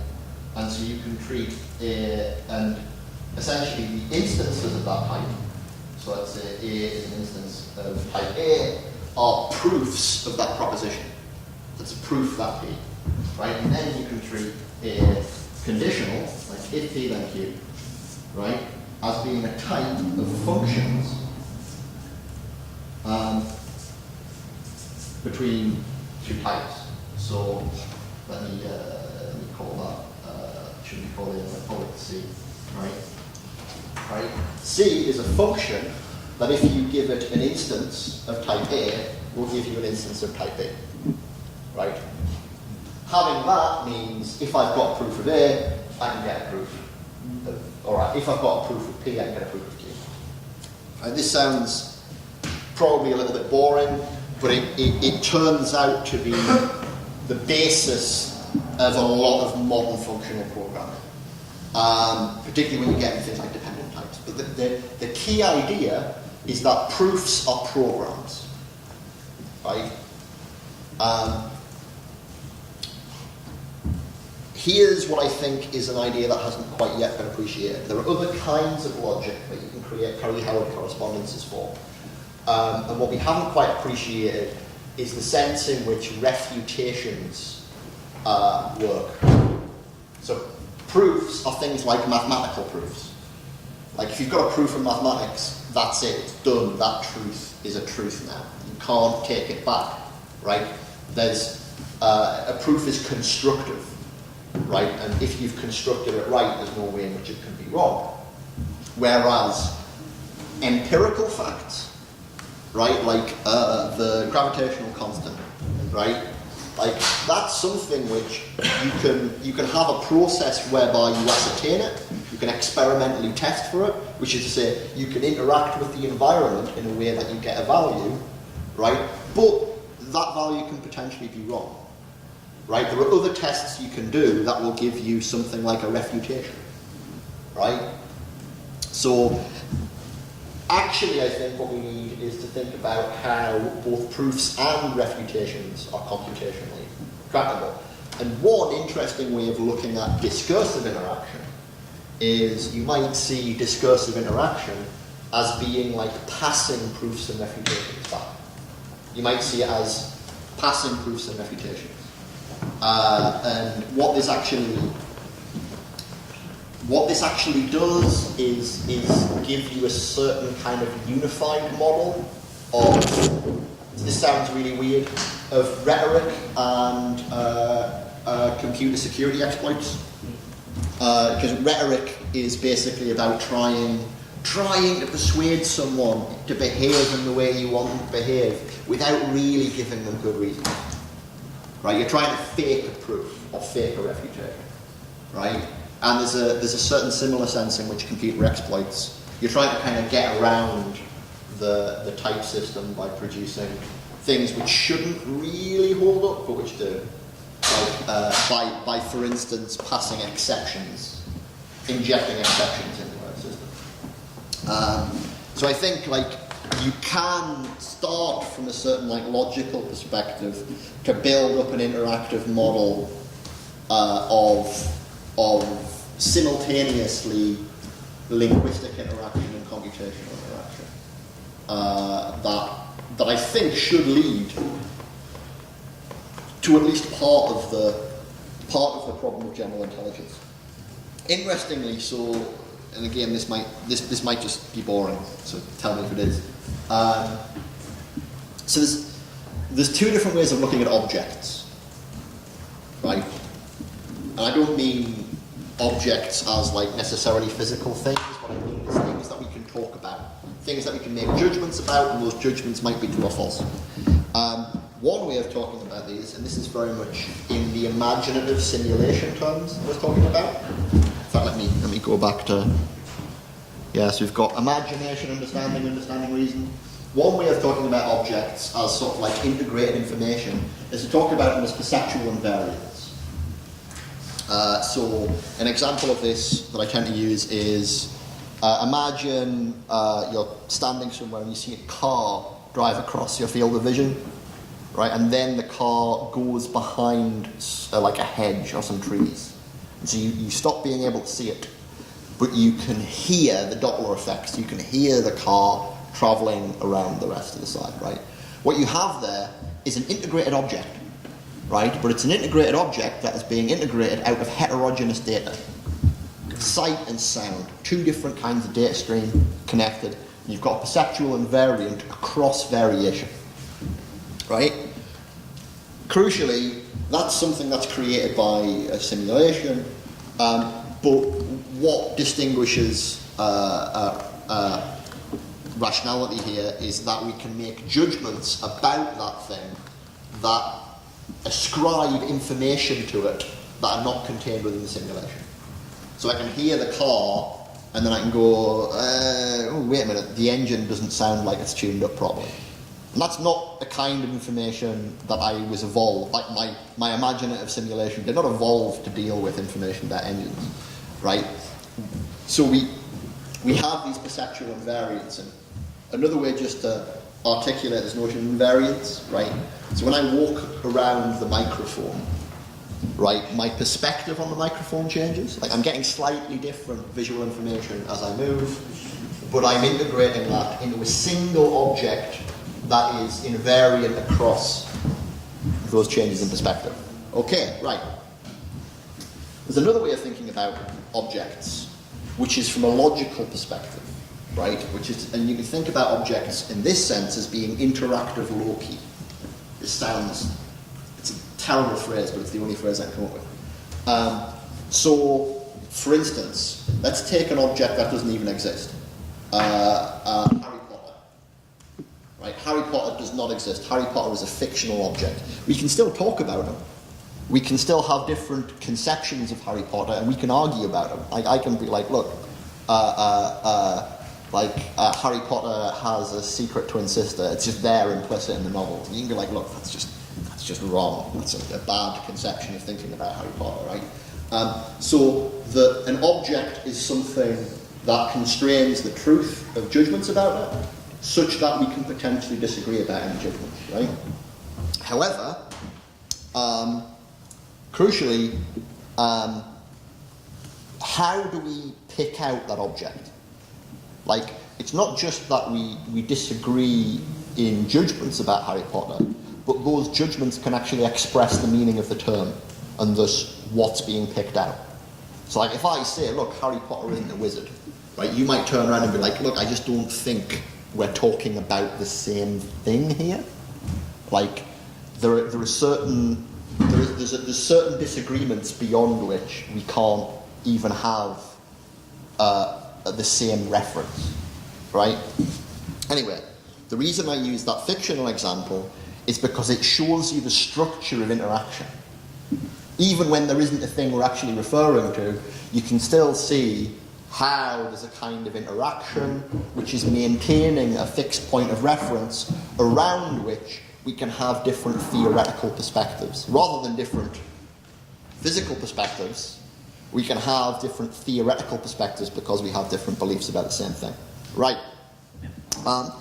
This is the structure that enables us to represent capitalism. None of us can see capitalism, can't walk around it and get a slightly different view of it. We can have experiences, anecdotal evidence and things that we ascribe to features of capitalism, right? But what enables us to talk about capitalism is this interactive structure, right? A certain kind of linguistic interaction. And that's something else we can study from this perspective. We can study the abstract structure of language that enables us to have continuity of reference and make judgments and have arguments and feed information into those arguments, so on and so forth. That's the kind of line of research I'm pursuing. Okay, thank you very much for this.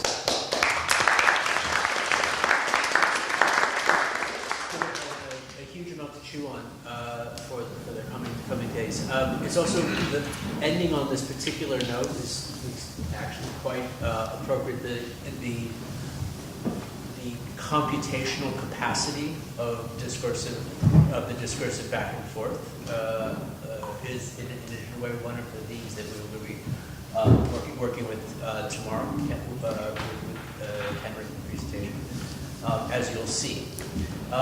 Before we get there, though, one thing we need to do is we were talking about this. Some of the stuff that Henry's going to want to share with us when we meet in the morning about some things that Google's working on is not yet public, and so we'll have to sign a non-disclosure agreement so that we can, in fact, see the secret sauce. And so we're going to send around, it's basically a simple form that you fill out. We'll send around the link, you fill out the form, send the link, and we're all good to go in this regard. You'll see a little bit of this one. I think it'll be in terms of actually having a more interesting conversation maybe to go. It'll be better for having done so. Is there anything else you want to say as well?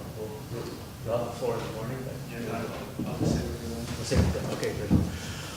Okay, so as also mentioned, I'd like each of the groups we'll have the groups do a sort of a quick recapitulation of some of the research that you've done, and I've asked each of you to do a little bit of a kind of work to sort of leverage some of the research into something more towards the propositional work that we'll be working with as well. And so you'll all have a chance to go through that quickly in the morning as well. But just the schedule. So Henrik will go first.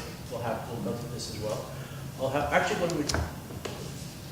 Let's discuss this. We'll either have the groups go first or Henrik go first. But I think there may be a couple of rationals for either way. But we'll begin in the morning. We'll then have, as I said, the two remote presentations from other colleagues at Google. from Blaze and Jesse as well, which will be later in the afternoon, actually early evening. We'll work with this as well. So we'll have some time also for the groups to break apart and begin to develop some of their concepts around the charrette we'll be working with, and then obviously we'll stay late into the evening. So tomorrow we'll be focusing the following day, again, primarily on dedicating just to the working group time. And so, and I think hopefully that's when Ben Cerveny will be here as well, and so we'll have some time to begin to develop that, and we can break apart and begin to construct this as well. And then the following day is more in the morning, the groups will be finishing up those presentations, and in the afternoon we'll have time for the discussion around those as well. So that's sort of the sequence of the cycle. So as soon as we have the link for you, we'll send it over. Or as soon as you send me the link. I just need everybody's email addresses. I'll put your emails into You this need, form. you need them all. Generate it. You need them all in your email. Yeah. Okay. I'll gather all the email addresses. We'll gather all the emails and send it to Kendrick, and then we'll be good to go. Okay. Any other last words or thoughts on that before we go? Okay. So take some time if you have, since everyone's here, to get some last minute work on your presentation. We'll look at it tomorrow. Okay. Thanks again, Peter.